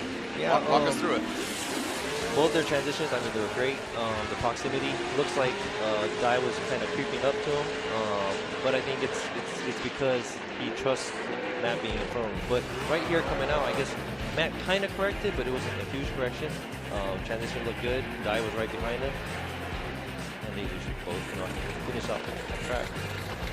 So again, so taking a look at that, they're now going to alternate the order. Yoshihara will be out front. Like I said, Kaufman, just when he throws it out there, the S13, which was a vehicle that took Dai Yoshihara to a championship, it's just proven. You know what I mean? You've driven 13s, you've driven 14s. You love the 13s. All the S chassis. All the S chassis. I mean, it's incredible cars. Dai's and FRS, those are incredible as well. I mean, they both proved these. Both of the cars are great. They're both like great drift platforms too. So I think Dai's going to have to run a really clean lead run, just like Matt did. You know? And we'll see how much Matt can hang. I'm interested to see how Kaufman is going to handle Dai Yoshihara. That turbocharged V8 Subaru BRZ is a beast. So can he hang with it? Remember, the winner goes against James Dean in the Final Four. You guys still out there, Evergreen Speedway? I can't hear you. There we go. Here we go. Dai Yoshihara out front. Turn 14, distribution Falcon tires. Get erupted. Matt Kaufman maybe give himself too much room here. Proximity is a factor, but it's not the only. As Dai Yoshihara shreds a bumper, gets into that touch and go. Into the outer zone, and there you go. So Kaufman, you can see him with that wide swing, just slides on by. Man, driving through this thing after you come out the power alley doing the transition, when you see the car a little ahead of you, it just makes you want to dive in. That's something that all the drivers do. And that is a part that a lot of guys can make a mistake. Looks like Dai has a pretty big gap in front of him. Looks like he's brought the car out to a good line outside. A little shallow on the line at the touch and go, but he does tighten it up here. That's where Matt dives in, kind of overshoots it. All right, so our judges, Ryan Lontaine, Andy Yen, Brian Eggert, who's going to advance on. As I said, Kaufman, a great showing here last year and even at this point. And I am hearing that the results are in. Kaufman and Yoshihara, slide him left for Yoshihara, the former Formula 2 champion. Slide him right for Matt Kaufman. And Dai Yoshihara gets the victory. Dai moves on. Turn 14, Distribution Falcon Tires, Super BRZ moves on. Matt Kaufman, car number 959. Nexon Tires, Thunderbolt S13 is knocked out. Dai did the smooth chase and a smooth lead run. So I think Matt falling behind a little bit too and doing the diving in after the touch and go might have hurt his results as well. But I mean, looking at Matt, you know, he just came in a few years ago and he looks like a growing driver. Yeah. And since I've been in for, 10 plus years, watching all these young guys coming in and everybody getting better and better, the cars are getting better, crazier. It's just something fun to watch. Yeah. All right, so we know that James Dean is guaranteed at minimum third place. Laurent Nickel caught up with our current points leader. Your teammate Peter jumped out of the car like he had just won that battle, and I think it speaks volumes of the camaraderie that you two have. Obviously, you faced each other in Europe. First time that you faced each other here in FD. So how did you put it all together? That was just an all-out fun battle. He's one of my best friends. We've been hanging out and traveling the world together for the last few months, and we've always been talking about this moment of when the two Worthouse cars would battle each other in FD, and the two of us, I think, went into it knowing that it was going to be fun, and one of us were moving on to the Final Four either way. So I think there was a little bit less pressure on us, and we both gave it everything. And I mean, I gave it everything I had, especially while chasing, because I could see him with me the whole way through the bank, and I knew I had to give it everything to stand a chance of beating him. He's one of the best drivers I know, and oh man, what a feeling. That was just crazy. That was fun. James, best of luck tonight. Thank you very much. Guys. Thank you, James Dean. Good luck to you. You're going against Dai Yoshihara in the Final Four, who qualified 20th. Yeah, just like James Dean said, he did look like he gave it everything. He really did. And that was a close call. So Peter is definitely something. He is a threat to everybody too. So he's another guy that's interesting to see how far he's going to go in his career over here. You said he's a big dude, so I've been saying he's a sleeping giant. He's a sleeping giant, literally. Yeah, he is. Also, talking about giant, all the European drivers are way taller than we are. And usually at the drivers' meeting, me and the other Japanese drivers, we call it the J corner. Yep. We're sitting in the back. And now all the European guys are sitting in front of us, so it's really hard to see what's going on over there in front. All right, so Laurent Nickel caught up with Chelsea Denofa after beating his Mustang RTR teammate. The first time that we saw these two Mustangs meet and Chelsea Denofa comes out the winner, advancing on. You just told me you have never driven so hard. So what do you have left in the tank? I mean, I got to keep doing what I just did. We were driving with someone who I trust and know is going to drive heads up, and I just went for it all, and he went for it all, and I think just me having a little bit more angle here and there made me win, but, I mean, the battles were just, absolutely insane. The focus was, I was in a good spot and just feeling really good. I'm so stoked. Is there something that you can pinpoint to why today's working so well for you? Not really. It was working so-so all day today, and then I just put it together right there. So maybe I was just trying to impress the boss man. We'll see. Love it when the pieces fall together. Chelsea, great job. Thank you very much. Guys. Impressing the boss man. It's pretty interesting. I mean, because he operates the Mustang RTR team. And, Chelsea, how do you think he's doing the first year out in that Ford Mustang? Because, I mean, there's a few, your car's new, Frederick Osbo's car is new, and Chelsea Denofa. He's definitely doing better than me. I know that for a fact. You're so self-deprecating. You know, but working that car out, and again, I remember seeing you drift for the first time in 2005, New Jersey, when you had the Sil Camino. You had the open-face white helmet, Team Orange. Yeah, that was way back in the days, and I got to thank the guys from FD for letting me even being there. You know, this is a long time ago. So it's 2005, right? Yeah, everything was borrowed. My suit was borrowed. The car was borrowed. I was with Falcon Tires before, and you know, there's a lot of people that I met along the ways, and I came a long ways, you know, and it's been a long time. So let's see how long it's going to be. Yeah? Yeah. All right. So on this side of the bracket, we have that of Justin Pollock and Frederick Osbo. This is where it gets really important. Osbo, he needs to beat JTP in order to have a fighting chance because James Dean is already guaranteed a podium. Whoa. Yeah. This is for serious. This is for, you know, championship contention. I don't know if I could sit here and talk anymore. It's just more important to watch. It's interesting to watch. So welcome to my world. Okay. Yeah, but it's good to get the insight from you as a driver. You know, our three judges have driven in the past and even currently Ryan Lantain, Andy Yen, and Brian Egger, and you know, you are a current formative competitor. Both of these guys are fast. I mean, yeah. Every time I drive during practice, I don't know if they're giving it 100% or 90% or 80% because it's practice, but even going against them during practice, doing tandem practice, they're really fast. Every time I look back, they're on my door. Every time I look back, they're on my door. Do you like this track? I like this track. I mean, the straightaway is fast. My car is kind of big and heavy, so I figured that trying to go faster in a bigger track might be better. Didn't really fall into what I wanted it to be this weekend, but I've podiumed here many years ago, and that was one of the least ones I got. So I do have like feelings with this track. It kind of sucks not to be over there in top 16 and being driving right now and sitting over here. Yeah, but it's cool to have you here. All right, so here we go again. A must-win essentially for Frederick Osbo, going against Justin Pollock. Point contention here as Frederick Osbo initiates into the bank. You can see Justin Pollock slowly inching his way to the side of Osbo. Both of them kind of twitching on the bank, not completely settled here into the touch and go as Osbo blends in with the yellow and black. Justin Pollock getting nasty with that transition. How's it going to look here? Gives him just enough room. Justin Pollock in that chase position. Wow, I mean, Frederick's run was like a textbook run. I mean, he initiated where he had to initiate. He was fairly on the high line, going around the bank. As you brought up, there were twitchy parts here and there, both of the cars.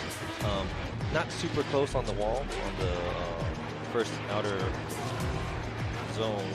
He does flick back and makes his way through the outer second outer, tightens up everything. But the car difference, you can tell when they're running together, but the Mustang is so much bigger.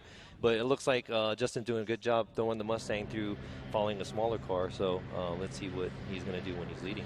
How much do you think, I know Justin, Lorette and Justin talked about it, there was a lot of grip change, is it changing that much? Yeah, I mean, earlier this morning when we were practicing too, I had to go through like 3 different air pressures just to see what's going on. And sometimes it feels like it's working, it's not. And not just this track too, but all the other tracks too. There's always like when it gets cooler or after it rains or how many cars went on track. So these guys are always the mechanics too, and the team, the spotters and everybody too. They have to watch out and see what the conditions are on the track and tell the drivers, and the drivers got to go back and tell the mechanics. And there's constant communication. Here we go. Justin Pollock out front. Frederick Osbo in the chase position. Little flick of the wrist by Justin Pollock. Big angle already early on. You see, take some angle out of it. Frederick Osbo gaining that proximity. Look at Justin Pollock. Great angle from him. Coming down now into the power alley, into the touch and go. Goes deep into it. Nice job by Justin Pollock. I know he wants to do that. He wants to get nasty with that snap. Now he's going to scrub. Oh, and a big correction. Man. Oh, Justin Pollock. Yeah. Oh. Man, well, it seems the needle will go towards Osbo, but just one clip away for Pollock. Man, I mean, Justin's lead run was pretty good. I mean, it looks like he had more angle when he's leading, and he looked like he was closer to the first outer zone. And his flick right here was pretty cool. Big angle to big angle, you know? But it looks like something happened to the car after this, and he just shut down. I mean, man, that was... Yeah. You could hear him revving too, or either of the cars revving too. So I know Osbo lost a bumper. You can see it's underneath the car, so hopefully that is just it, because we have 2 battles before we see Osbo again. So slide him left for Pollock, or you know the verdict. Frederick Osbo, slide him right. Andy, Brian, and Ryan. Frederick Osbo, the Norwegian Hammer, gets the victory in his Rockstar Energy Drink. Next in tires, Toyota Racing, Toyota Corolla IM. So Justin Pollock, Roush Performance Falcon tires. Ford Mustang is knocked out. High fives for the fellas in the Papadakis Racing pit, as Castro, his teammate, watches on as they did battle against each other.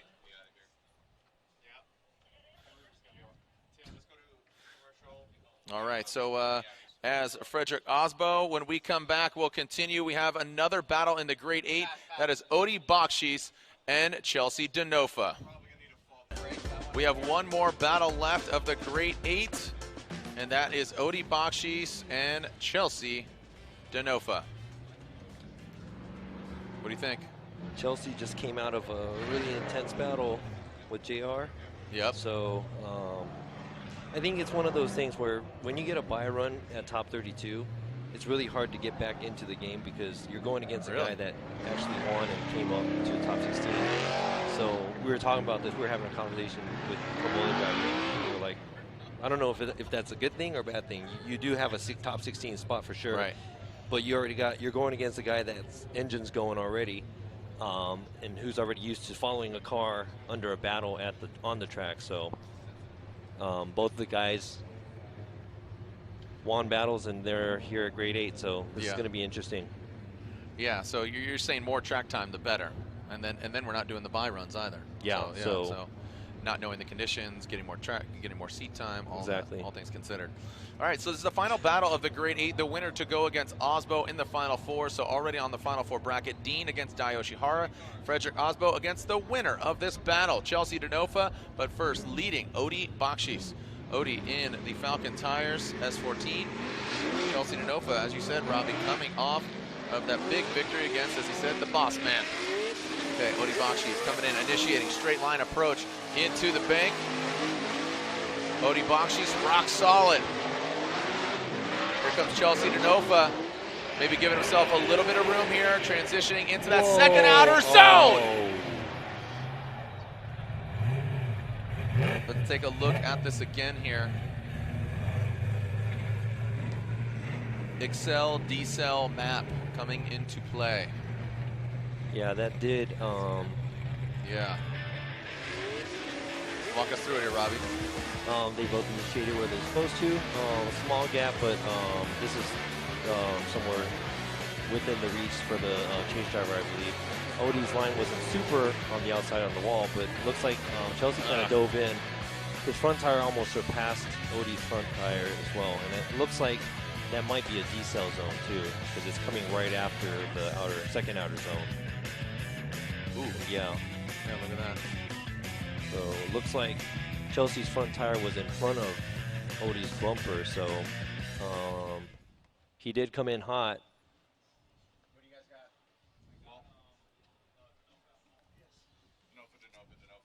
All right, so it is unanimous, Robbie, that Denofa is at fault for the contact as far as fixing the vehicle's allotted time.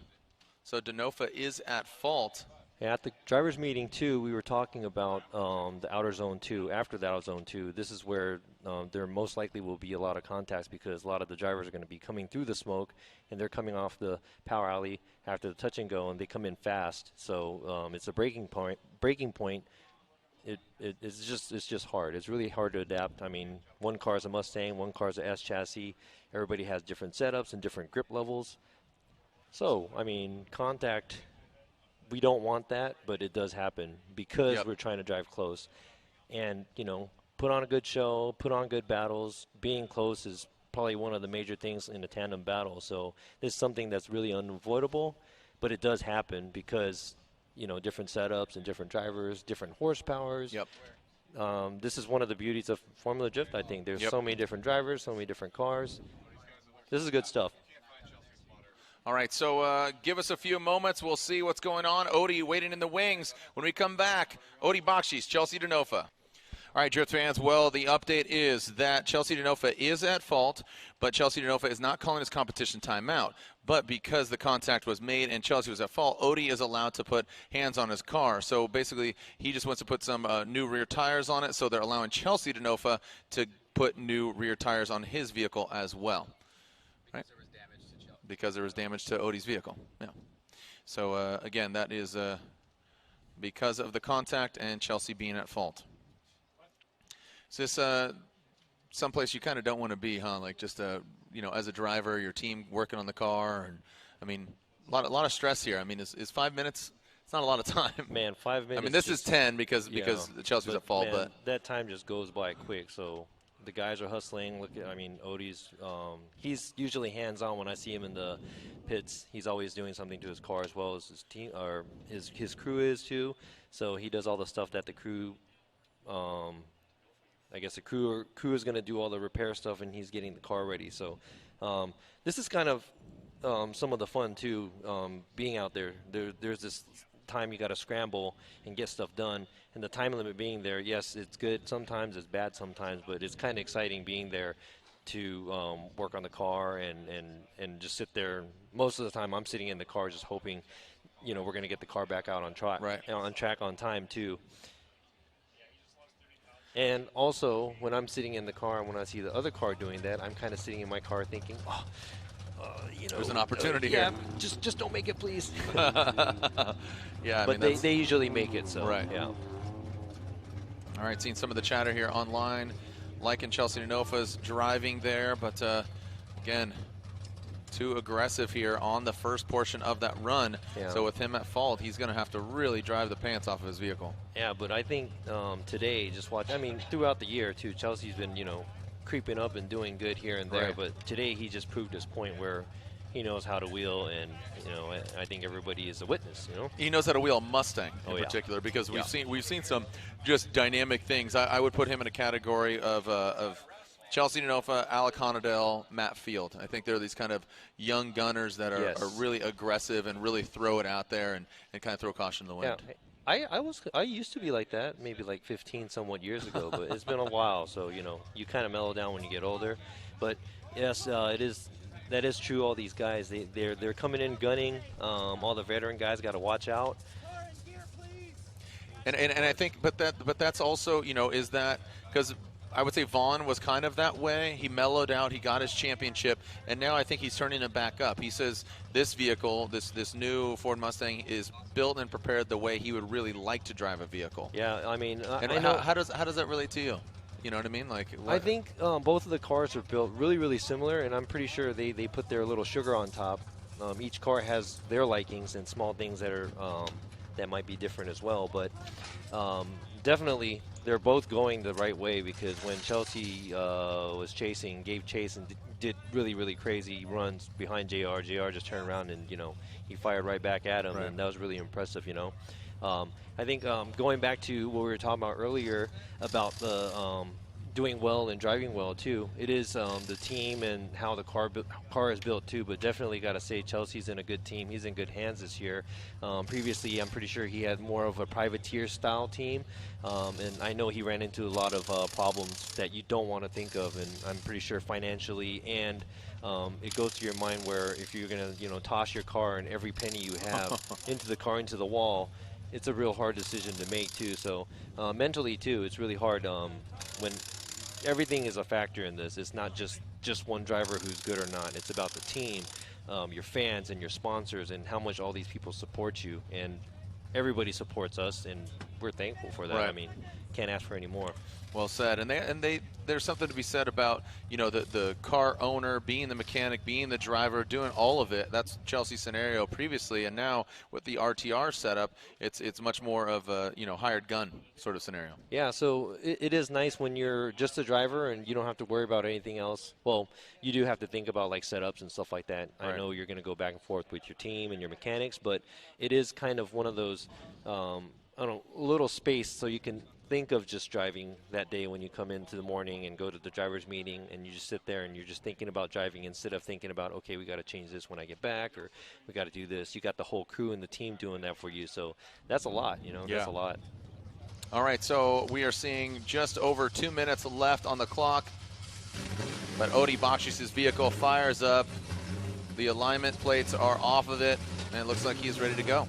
And he's focused as the camera gets focused. Odi Bakshis, back at it. Let's warm up those tires, fellas. Let's get back to it. Odi Bakshis, Chelsea Denofa. So now, Denofa will lead because Odi led on the first run. You saw the contact. Yeah, Chelsea, knowing that this is going to be a really, really hard one to turn around, he's probably going to do like a crazy run. That's what I'm expecting. You think? Yep. Yeah, I mean, he wants to keep it off the wall for sure, but yeah, he knows he has a great run, and Odi's not invincible by any means. And that's what's cool about all these guys, you know. I mean, I drive with these guys, and they're all about going 100%. And even if you have a small event, and most of these guys, they won't step down. They're just going to go and gun it. That's something that's going to keep your butt off of those chairs. You're probably going to stand up and watch, so it's going to be interesting. All right, Master Cylinder, how we doing out there? Here we go, as this is the final battle of the Great Eight already. James Dean against Dai Yoshihara, Frederick Osbo against the winner of this battle. This is the second half because Odi and Chelsea got into a tussle. Denofa was at fault, so a bit of a deficit there for Denofa, and as Robbie was kind of looking at his crystal ball saying he knows he needs to throw down a nasty run. Is he going to do that? Is he going to show up, or he's going to really just kick a whole speaker? Here we go. Chelsea Denofa, BC Racing, Ford Performance, Mustang RTR, and Minnow Tires. The Falcon Tires S14, Odi Bakshis in chase. Here goes Chelsea Denofa throwing it in. You can see that front right wheel locked up, lifting off the ground. Odi Bakshis chasing him down. Is that enough? You can see him quickly getting out there, and now look at that. Odi Bakshis almost pulling what Denofa did to him. He almost slid into the side of him. As now Denofa past that front final clip. He almost did it, right? He almost did exactly like. See, that's what's cool. I mean, Odi didn't want to just sit back and just say, hey, you know, I'm going to take this because Chelsea made a mistake earlier. But on the bank, too, you see the tire locking up, left foot braking around. He does get really close on the first outer zone. Nice switchback right here, and this is where Odi gets really, really close. But he does kind of wash out. But Chelsea knocks over the last inner pylon as well. So shaking things up quite a bit here. Denofa, Bakshis, slide him left for Denofa or right for Odi Bakshis. Odi Bakshis gets the victory. Odi Bakshis gets the victory. So our final four is set. James Dean, Dai Yoshihara, Frederick James Dean's been on fire. Freddie's been on fire. Odi's on fire. I mean, all right. So anybody's game. Yep. And that's the beauty of it. Well, Robbie, thank you so much. Thank you very much, and good luck to the four guys. All right. Thank you, Robin Bushido, Bushido Blade, driver of the Jerry Yang Racing Achilles Radial GT-R. And here we go. This first half of the final four, James Dean, who's our current points leader, going against Dai Yoshihara. On the other side of the bracket, Osbo and Odi. And Ryan, we can have our 2 points leader go against each other in the finals. Yeah, it looks that way. Number 1 and number 7 qualifier, respectively, for Osbo and Dean. Yoshihara 20, and Odi Bakshis number 3. So these guys fighting for those final 2 spots here. First up, Dean and Yoshihara, and then we've got Osbo and Odi. And so the story between Dean and Osbo will continue on until we find out the results of these battles. This is a huge opportunity here for Frederick Osbo or James Dean to either close the gap or open it up a lot wider, depending on what happens here in the final four. How you doing? Staying out of the cold? Staying out of the heat. All right. Turned into a beautiful day here at Evergreen Speedway. The AutoZone Throwdown. The final four is here. Round 6 of the Formula Drift Black Magic Pro Championship, presented by Blackview Dash Cameras. The doors close on James Dean, Wordhouse Drift Team. Falcon tires on both of these vehicles, James Dean and Dai Yoshihara. And here we go. The lights illuminated, extinguish, and we're ready to send it. Here we go. James Dean, is he going to make it to the finals? Is he going to continue to be our points leader? Is he going to separate himself? James Dean initiating into the wall. Once again, duplicating a great lead run. Dai Yoshihara not shaking, a good distance between him, but keeping his composure, doesn't get out of the touch and go, diving in.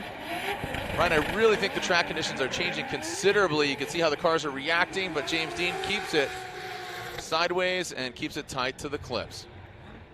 Well, we just don't see a lot of mistakes from James Dean in general here in the lead position. He starts off pretty strong. Dye tries to stick with him. He goes for an aggressive move on initiation. You can see that Dye's trying to close the door here. Does a pretty good job to reel him in coming off the bank. But you can see he's going to take a tighter line, not get out to that touch and go. James Dean does. He hits that second outer zone and nice and tight on that inside clip. So Dye keeping him relatively close, but not that door-to-door action, and that's what we have to look forward to potentially here with James going to the chase position. He really doesn't let a lot of drivers run away, and if he's able to stick to Dye, even if Dye has a really good lead run, it seems to be leaning towards favor of James Dean. Dai Yoshihara will now lead that turbocharged V8 BRZ, the 2JZ, under the hood of the S15. And James Dean making his way. He had the bye run in the 32. He then defeated Burkett, or Burkett took himself out, unfortunately, then took out his teammate, Peter Vincek, and now it goes against Dai Yoshihara. On Yoshihara's side of things, he had to go through Matt Field. One more time battle against Essa, taking out Matt Kaufman most recently, and here he is against James Dean.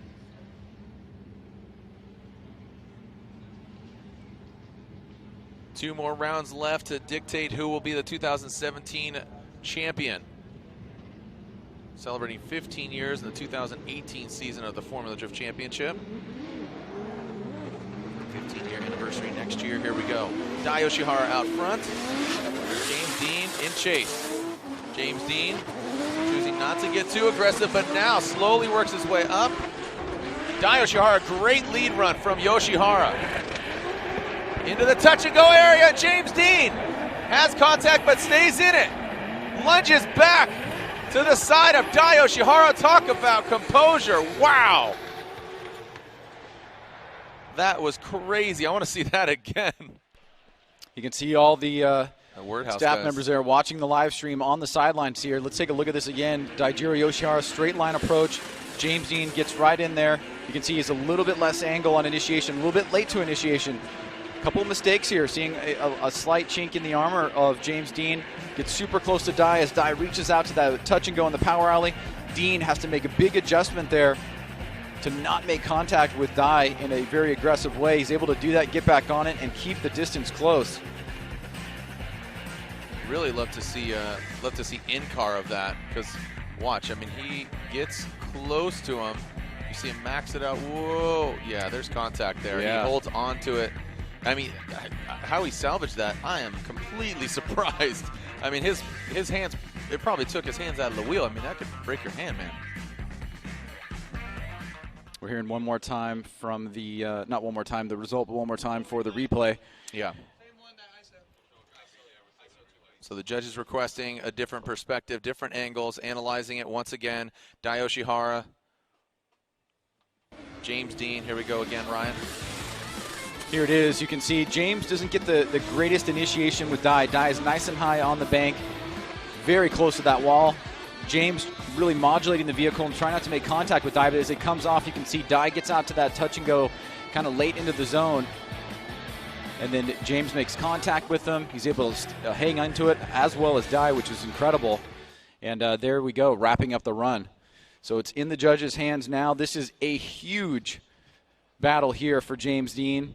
A big opportunity for Daijiro Yoshihara, and of course, championship implications either way.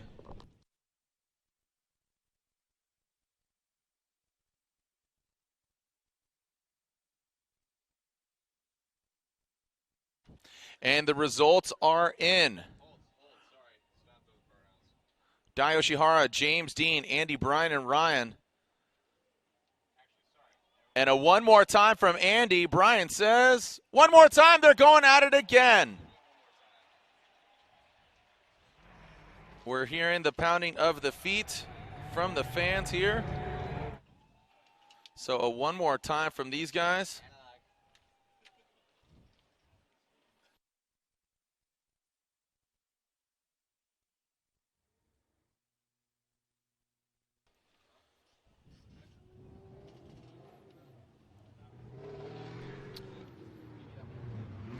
Okay, so we are seeing Odi Bakshis warm up his tires. Neither of these drivers know who they're going to be going against if they get the victory.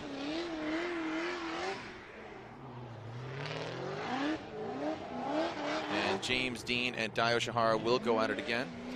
Really interesting stat here, Jared. So the last 2 times that Odie and Frederick Osbo have battled, Odie Bakshis has won.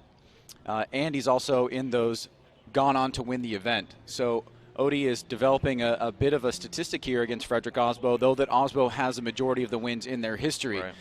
Right. So we'll see what happens here. Odie is the defending winner of this event, and Frederick Osbo looking to get back into that championship position here. He's got one under the belt, looking for another, and that would put him in a very unique category.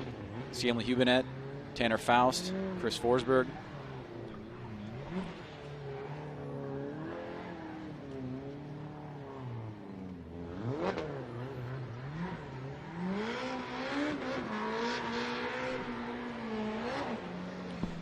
All right, so Odie pulls up to the line. Frederick Osbo will give chase on the first run. Odie actually qualifying higher than Frederick Osbo, 3rd compared to 7th. The Toyota Corolla IM on its freshman year of being a formative competitor, currently 2nd in points. It's a very interesting stat, Ryan, how Odie is Osbo's kryptonite.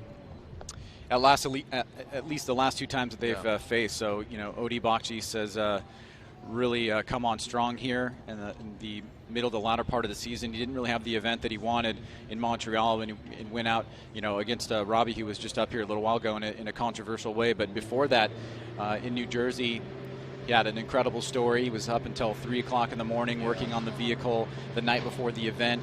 The vehicle just barely made it across the finish line against Michael Essa in the final battle. He wins the event, and now he's going up against Frederick Osbo, who's got a good history against. Here we go, Odie out front, Osbo giving chase. Odie slingshotting away from Frederick Osbo. Great degree of angle from Bakshis. Into the touch and go they go. Odie deeper, more angle. Now Osbo lunging around that final clip. Odie takes it out, and that is going to be a rotation. It didn't look like contact, but let's look at that again. Well, that's the first time we've seen something there on the final inside clip. A lot of action at the second outer zone and first inside clip. But look at this. Odie gets out to a pretty good jump against Frederick. And Odie's on a pretty nice line here. Frederick trying to reel him in. We don't really see people walking away from Frederick Osbo that often. Now the transition to outer zone number 2. Osbo is right there on that inside clip. Now right here, Odie's going to transition. No contact. And it looks like he just independently is not able to make that turn. Very uncharacteristic. I like to get the impression from Ryan Lantain if he saw anything unique there, but at first pass, it just looks like a driving mistake from Odie Bakshis. No, I think you called it right, Ryan. I don't think there was any contact at all. Just an over-rotation from Odie, an uncommon mistake, but might be a lucky one for Osbo. Yeah, Odie Bakshis might have just handed the victory to Frederick Osbo.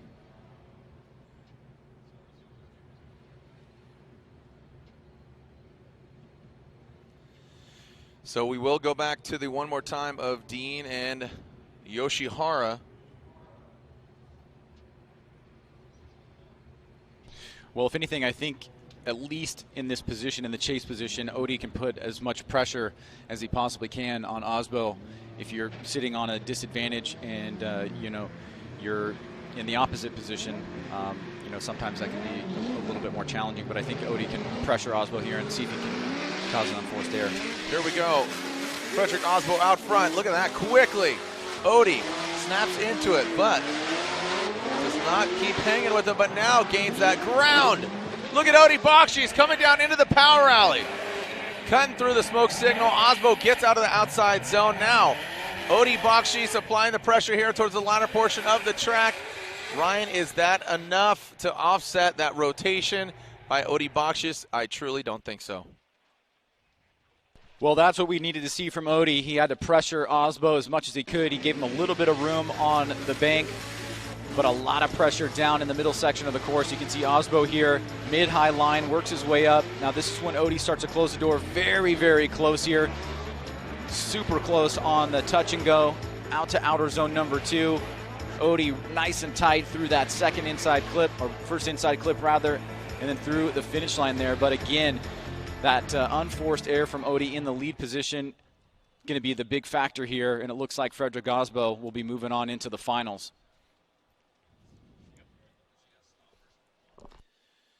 And slide him left for Osbo, right for Bakshies. Frederick Osbo, the Norwegian Hammer, is going to the finals. Rockstar Energy Drink. Next in tires, Toyota Racing, Toyota Corolla IM takes out the Falcon tires. ARC Performance Fuel Suspension S14 of Odi Bakshies. So if Dean takes out Dai Yoshihara, that means Odi Bakshies would get third place. And if if Dai wins, then Dean would get third place. So we can see James Dean getting his camera affixed to his roof. Go to FormulaD.com for more information on CBS Sports. Ryan Sage and myself, your tour guides, along the cast members of the Formula Drift Grid. Sam Hubinette make a comeback? What do you think? Drift you later, dude. Drift you later, dude. All right, so as James Dean waits, who's going against Osbo? Like I said, third place, dictated by the victory here. Right, and we know going into Texas, which is deemed the AutoZone Showdown, that's a wacky track, man. Some crazy things happen there. It's fast, it gets crazy. Under the lights, very, very interesting things have happened there in the past, and looking forward to another awesome Texas. Last year we saw Matt Field surge at that round, take home the win, and then back-to-back at Irwindale. Yep. I know that he loves that track, as do a lot of other drivers, and it'll be really interesting to see how Peter Vincek and James Dean acclimate in those conditions. But we're seeing it here right now. Once again, James Dean makes another Final Four. Osbo's in the finals. The winner of Dean and Yoshihara will face him for the win here at Throwdown. Who's going to the finals against the Norwegian Hammer? Is it the Machine, or is it Slide, or Daijiro Yoshihara?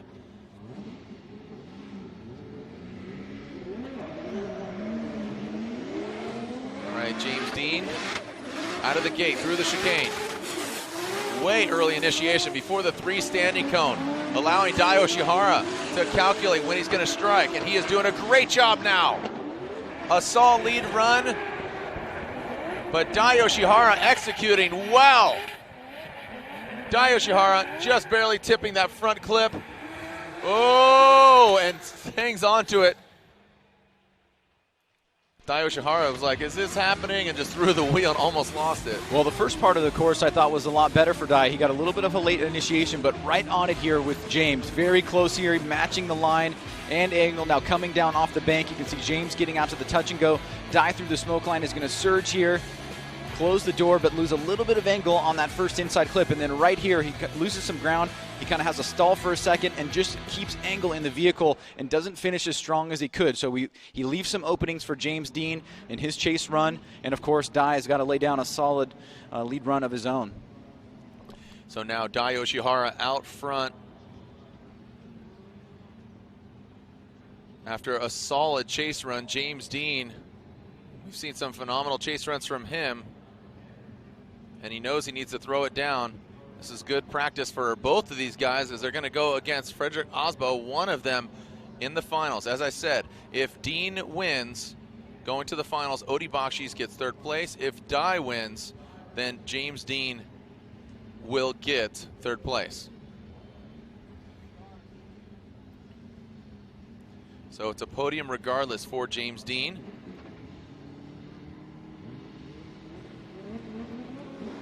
And here we go. Who's going to the finals? Make some noise, Evergreen Speedway. Dai Yoshihara, James Dean. Dai Yoshihara throwing some more angle at it. James Dean actually some wavering the first time. We're seeing that from him. Now coming into the power alley. James Dean, we saw some contact earlier. Now really giving it to the side of Dai Yoshihara. And around that final clip, Ryan, do you think we have a victor?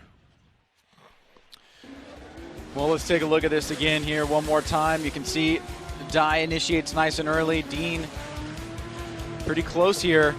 I think maybe Dai got a little bit better on the first half of the bank.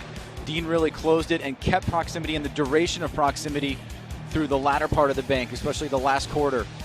No major mistakes in the chase position except for falling off just a second there.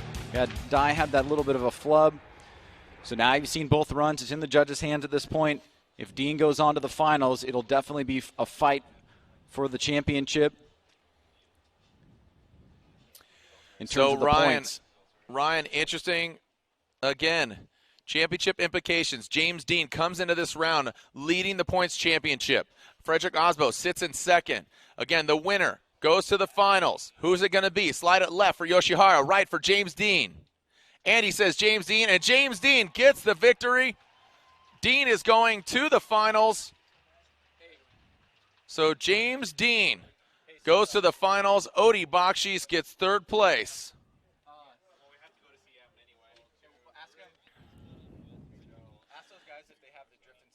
And now as James Dean will take a look at the car, get it prepared to do battle, he's going against currently second in points, currently just taking out Odi Bakshis. He's in the finals.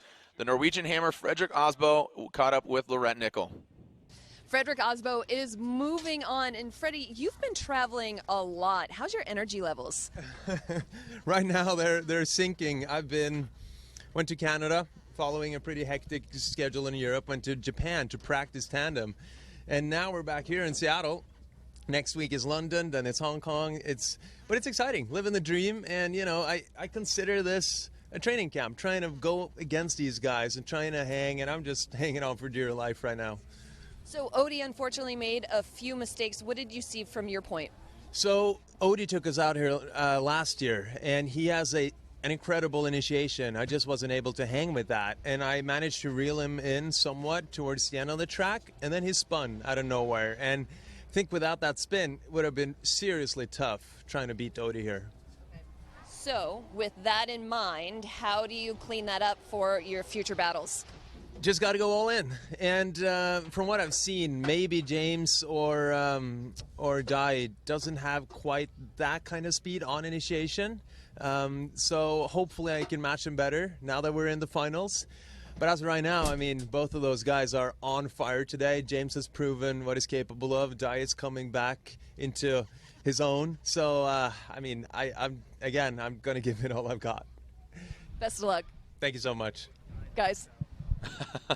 A very exhausted looking Frederick Osbo there. As he said, a lot of travels, but as he said, living the dream. Hey, if you entered the Drifts Wheels contest by hashtag Drifts FDDrift17, Kyle Malsam, you just won. Kyle Malsam, congratulations, you won a set of Drifts Wheels as ran by Odi Bakshis. And the centerline wheel winner is Dylan Bywald. Dylan Bywald, congratulations, you received a set of centerline wheels courtesy of ADTWheels.com. So the finals are set. James Dean, Frederick Osbo. It's a duplicate of what we saw in the Great White North in Montreal, Canada. Who's going to come out on top? Is Frederick Osbo going to repeat again, or is James Dean going to pull away from the rest of the pack as our current points leader? When we come back, the finals are upon us. The AutoZone Showdown, round 6 of 8 of the Formula Drift Black Magic Pro Championship, presented by Blackview Dash Cameras. How we doing out there as we are getting the finals prepared? The drivers gathering their nerves, putting some fuel in the tank, and some fresh rubber on the rears. James Dean, Frederick Osbo, Ryan, we're talking about math, what's going on there, but Laurent Nickel caught up with James Dean right before this battle. So you can get a quick look at how cozy James Dean is in his car. And James, tonight, everything is moving so fast. How do you keep up with it? It's been really intense. With the battle with Peter Viensek was definitely one to remember. Then we battled Dai Yoshihara, and that was intense. While I was leading, I did the best lead run I could, and while chasing, I just touched him coming into just before the touch and go, and we didn't have much time, and the car feels a bit twitchy since then. But luckily in the second run, I think I won it over proximity overall. Dai's driving was amazing, and now Frederick Osbo's waiting for me on the line, and we're just about to go into the final, so it's all fun from here. Good luck. Thank you very much. Woo! Look at that, getting a little American in him right there. Woo! I like that. So as James Dean's about to send it here in the Wordhouse Drifting Falcon Tires S15 Frederick Osbo. Ryan, some of the stats from that you kind of accumulated here? Yeah, just looking at it, James Dean came into this event with 368 points. If he loses to Osbo, he'll get 80 points for that, plus he has 7 for qualifying first. That'll put him at 455. Osbo came in at 334. If he wins, he'll get 100 points, and he'll get 1 point for qualifying 7th. That would put him at 435. So Osbo can close the gap down to 20 points if he wins. Conversely, if James wins, he'll pull another 20 points ahead of Frederick Osbo. Yeah, and you look at those winning percentages, both of them 74%. And James Dean, you know, he has 2 wins earlier this year. He's at a couple podiums.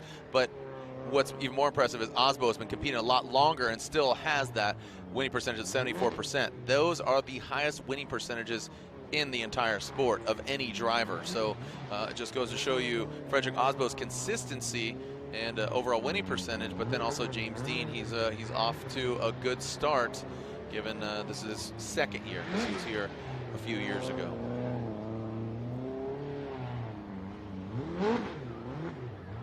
As you can see, Frederick Osbo warming up his tires, the Nexen tires, and the sun not all the way set as it stays light. Pretty late here, but the lights are on, but the temperature's definitely dropping.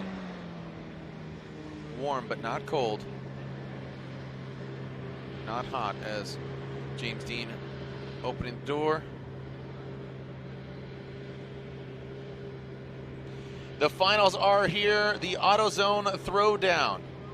Ryan, you talked about the math, who's going to take the lead or kind of close the gap, 20 points between the two of them if Osbo wins, and then how would it look if that of Dean wins? 368 plus 107 is 475. 334 plus 81 is 415. So Osbo loses, he separates himself by another 40 points in total, which would put him at 415 to 475. So a win here makes the championship very, very interesting for Frederick Osbo as we get into the final 2 rounds.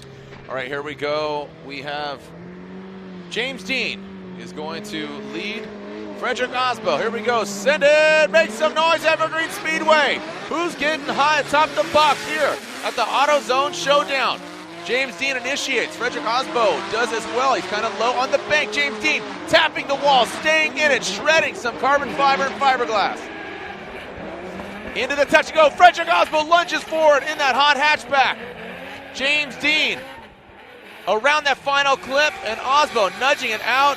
Ryan, I heard you say that was pretty sick. Oh, I said nice save. Yeah. Oh, is that what you said? Yeah, a mere mortal would have crashed right into James Dean coming from that touch and go into that second outer zone. But you can see right here, Dean tapping the wall. Osbo not phased, sticking super close here, matching him for line and angle. Now watch this. Osbo through the smoke line very fast. Right there, a lot of guys would have smashed right into him. He got on the brakes, was able to keep the distance close, not fall back too far, making it a very competitive chase run for Frederick Osbo. So we've seen what Dean can do out front. We've seen what Osbo can do in the chase. We'll be able to compare those two after this next run as Frederick Osbo goes to the lead position and James Dean go to the chase. And these two guys are absolutely just showing us what the most high-level drifting is all about here in the finals. And they right now are the contenders for the championship. So a very important battle here to come. Frederick Osbo, you could see the Wordhouse Drift team looking on. Bridges Racing, Peter Vincek, and the whole team taking a look at the live stream. Now Frederick Osbo, I saw his team, the Papadakis Racing crew, watching on.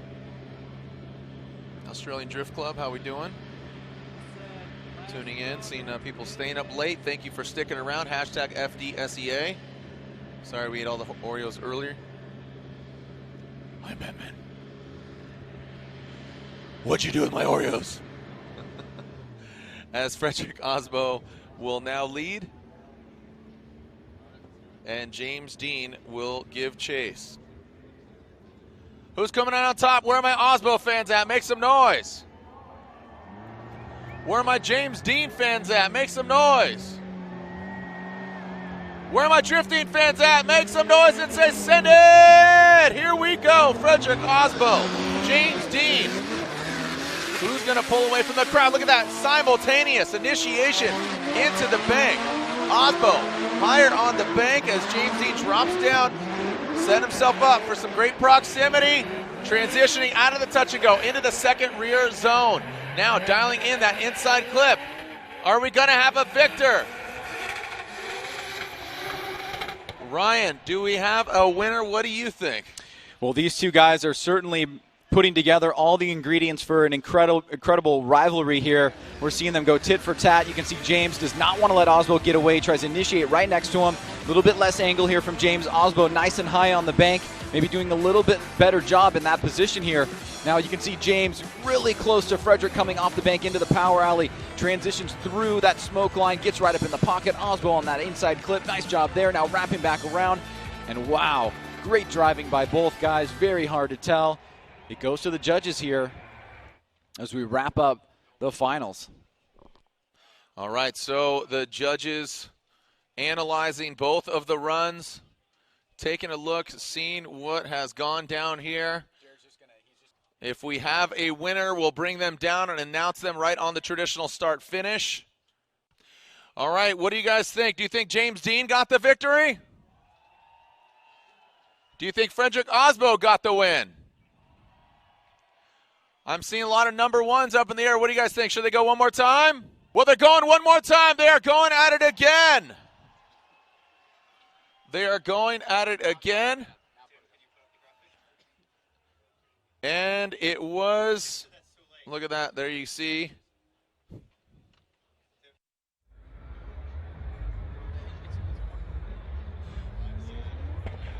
And again, it was, everybody went one more time.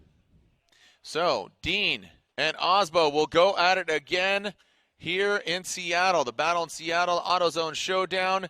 Get some more tires underneath their vehicle. Who's going to stand out? Who's going to get on top? We already know Odie Bakshis is in third place. Dean or Osbo, when we return, the finals. One more time battle between these two gladiators of the sport. All right, you could see, look at that, a hot air balloon in the distance, the sun covered with the smoke from the wildfires happening here in British Columbia. The fans cheering them on, and the tires being warmed up. James Dean quickly getting to the line. Again, we will bring the three podium finishers. If we have a winner, as you saw, no need to bring him to the line for a one more time. Frederick Osbo getting some claims there. RC Extreme, you are a god. You are a Norwegian god, Ryan. Osbo killing it. Got Mason Hawk here, cheering him on. Hashtag FDSEA. Remember, tickets are for sale for Texas and Irwindale. Buy them now. Things are shaping up nicely for these two gentlemen.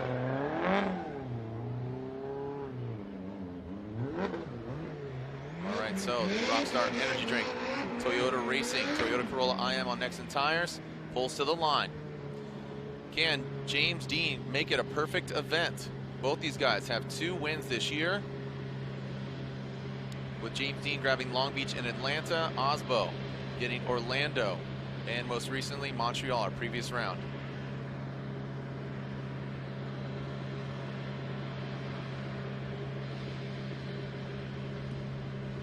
Looks like the cameras are clear and we are ready to go. James Dean shuts the door. Let me hear you again, Evergreen Speedway. Where are my Osbo fans at? Make some noise. Where are my James Dean fans at? Make some noise. Where are my drifting fans at? Make some noise. Here we go. Skirt, skirt. Restart. What happened there? James Dean jumping the line. Strike one. Ah. Strike one.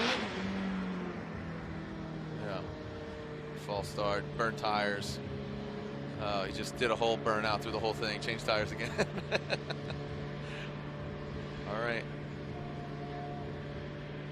Here we go. James Dean got a lot of people cheering him on from across the pond. Here we go, as well as Frederick Osbo. Truly international affair. And we got a clean start. almost ate my words there. James Dean with that flick into it. Into the wall goes James Dean. Frederick Osbo, look at him inching closer. Proximity. Let's see if he can mirror the angle, though. He got close, but I'd like to see him mimic the angle. Now into that second outer zone. James Dean hammering down, tipping over. That second front clip, or excuse me, the first front clip, and then just wrapping around the second. Ryan and Adam, how we doing? Man, these guys have really elevated their game here in the finals. You can see right out of the gate, Osbo tucks up on the inside here. Now he moves up to the correct line as James Dean is super high on the bank. Osbo right there, very close to touching James, but backs off a little bit here. Now Dean down through the power alley, transitions outer zone 2. Osbo right there trying to get in the pocket. Dean hitting that first inside clip. Osbo right there trying to tuck in on the inside. So Dean unable to run away. Osbo, some shining moments here. Right there, may have even rubbed. But James looking solid in the lead position here. So you've seen what James Dean can do in the lead, what Osbo did in the chase. Now they'll mix things up. Osbo goes to the lead. Both of these drivers have employed similar strategies in their head-to-head competitions. Go out and lay down the best lead run you can. It makes it really challenging for that chase driver to match that the next time around. So the Toyota Corolla IM, you can see the Wordhouse Drift team looking on. Peter Vincek, Mr. Bridges, Kyle Pollard, Seifert, James the Machine Dean, hashtag FDSEA. What do you guys think? Who's going to come out on top? And James shutting the door. Here we go. We're ready to send it. Is this going to be the final time? They're going to go again. Here we go. Osbo, James Dean, the Autozone, a throwdown. Osbo throwing it in. James Dean, quite a bit of distance here, but he's going to gain that ground, and there he goes. Woo! Look at James Dean. Dropping into the power alley, into the touch and go. James Dean allowing just enough room, lunging forward. Ryan Sage. Are you kidding me? Is that a one more time? Oh my goodness. These guys are just, both of them, machines.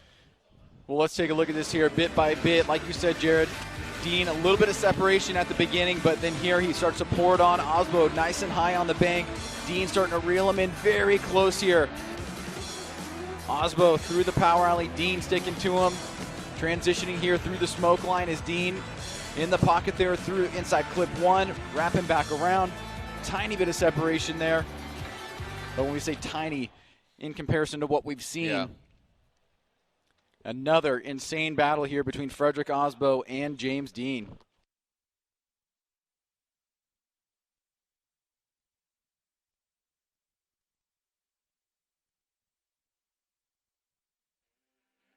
Okay, so here we go, side by side, Ryan. You can see here Osbo looks like he has an advantage for the first part of the bank, at least on his lead run compared to Dean's. Osbo's super tight there. Dean dropping down in front of Osbo for a second.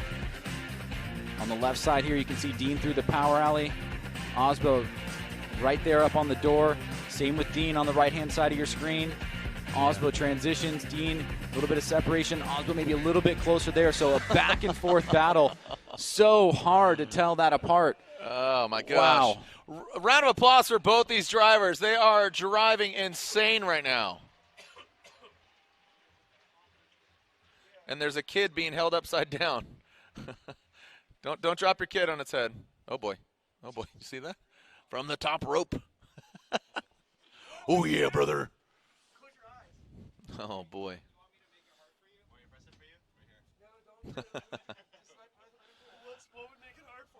All right, so and the crew's looking on to find out what's going on. That's you guys. Well, Jared, we are seeing some scores start to drop here. Waiting for one judge.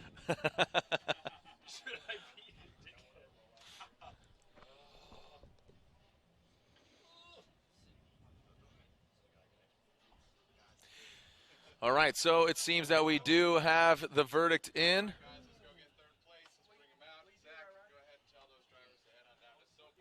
And do we have a winner?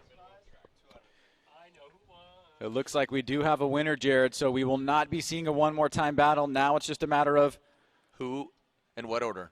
That's correct.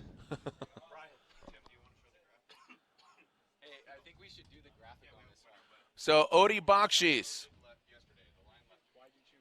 grabs third place. I think we should do the graphic on this one.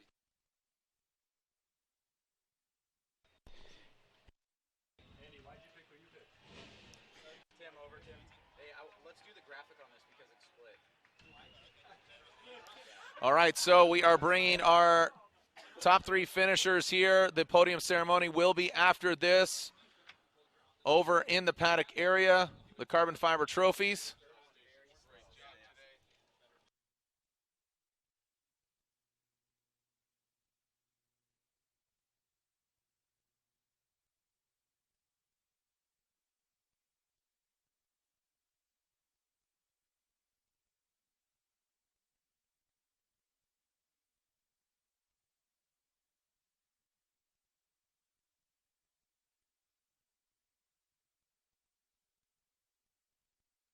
Hard. Just bring it fucking hard.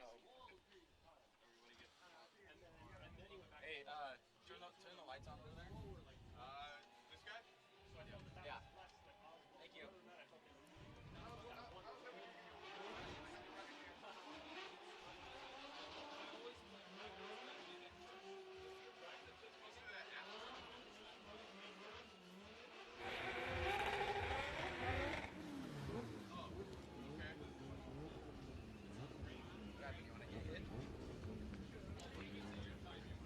Make some noise as our drivers step out of their vehicles. James Dean.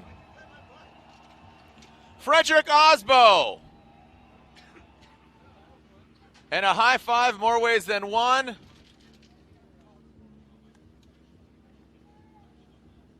And now we find out our podium. First off, third place here at round 6. The AutoZone Showdown Round 6 of the Formula Drip Black Magic Pro Championship presented by Blackview Dash Cameras. Third place in the Falcon Tires Field Suspension Arc Performance S14, Adamus Ori Bakshis. And now, your winner here at Evergreen Speedway. Let's go to the graphic. Slide them left for Osbo, left for James Dean. Round of applause for both these guys once again. Hashtag FDSEA. Slide them left for Osbo, right for James Dean. Andy says, James Dean. Brian says, Frederick Osbo. Who do you guys think won? Was it Frederick Osbo? Or was it James Dean? Or should they go one more time? They're not going one more time. Is it sliding left or is it sliding right? Make some noise, Seattle. Your winner here at round 6 of the Formula Jet Black Magic Pro Championship presented by Blackview Dash Cameras is James Dean. James Dean is your winner. 3 podiums this year in the Wordhouse Drift Team Falcon Tires Silvia S15 from Ireland. A hard-fought battle, not once but twice. And that means second place here at Evergreen Speedway, round 6 of the Formula Drift Black Magic Pro Championship presented by Blackview Dash Cameras. Second place in the Rockstar Energy Drink. Next in tires, Toyota Racing, Toyota Corolla IM is Frederick, the Norwegian Hammer Osbo. Second place here at Evergreen Speedway. There is your 1, 2, and 3. Lorette Nickel is down on the ground. Hopefully she gets some words with the 3-time winner this year.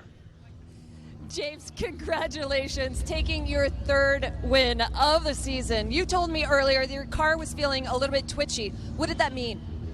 Well, we saw after the battle with Dye, we checked the toe in the car and it was towed a little bit in, and the car was twitchy on the bank, but I still wasn't 100% confident, even though I risked everything against Frederick, 100%. And that battle could have gone anyway. And to be honest, I thought he had it. So I guess we're lucky. I'd like to definitely give this win to my dad, who's watching me at home, and yeah, this is for him. And obviously there's a lot of emotion. There's a lot of adrenaline surging through you right now. What are you thinking? Oh man, I'm dreaming, I think. Thanks, Ryan. Glad you mean that sincerely. I just can't believe it. It hasn't sunk in yet, and Frederick is just a crazy driver. Like, you have to give it everything you got and more to have a chance of beating him. And I just enjoyed the battle. My team are behind me 100%. It's just amazing. So thank you all very much. The crowd has been amazing, and man, I love Seattle. James, congratulations. Thank you. Jared. Thank you, Lorette Nickel. Thank you, Lorette Nickel. Thank you to the fans here at Evergreen Speedway. Thank you, Eric Spiker, for coming out as well. And again, congratulations, James Dean, Frederick Osbo, and Odie Bakshis. We'll see you at the podium. Grab those carbon fiber trophies, pop the champagne. I'm going to crack a beer. Let's grab a good time. Thank you for joining us. We'll see you guys in Texas. On behalf of Ryan Sage, Lorette Nickel, Ryan Lontaine, Brian Egger, Andy Enner, a whole Formula Drift staff. We'll see you guys in Texas. Hashtag FDSEA and then hashtag FDTX. We'll see you in Texas, or we'll see you in Irwindale. We'll see you online, and we'll see you another time.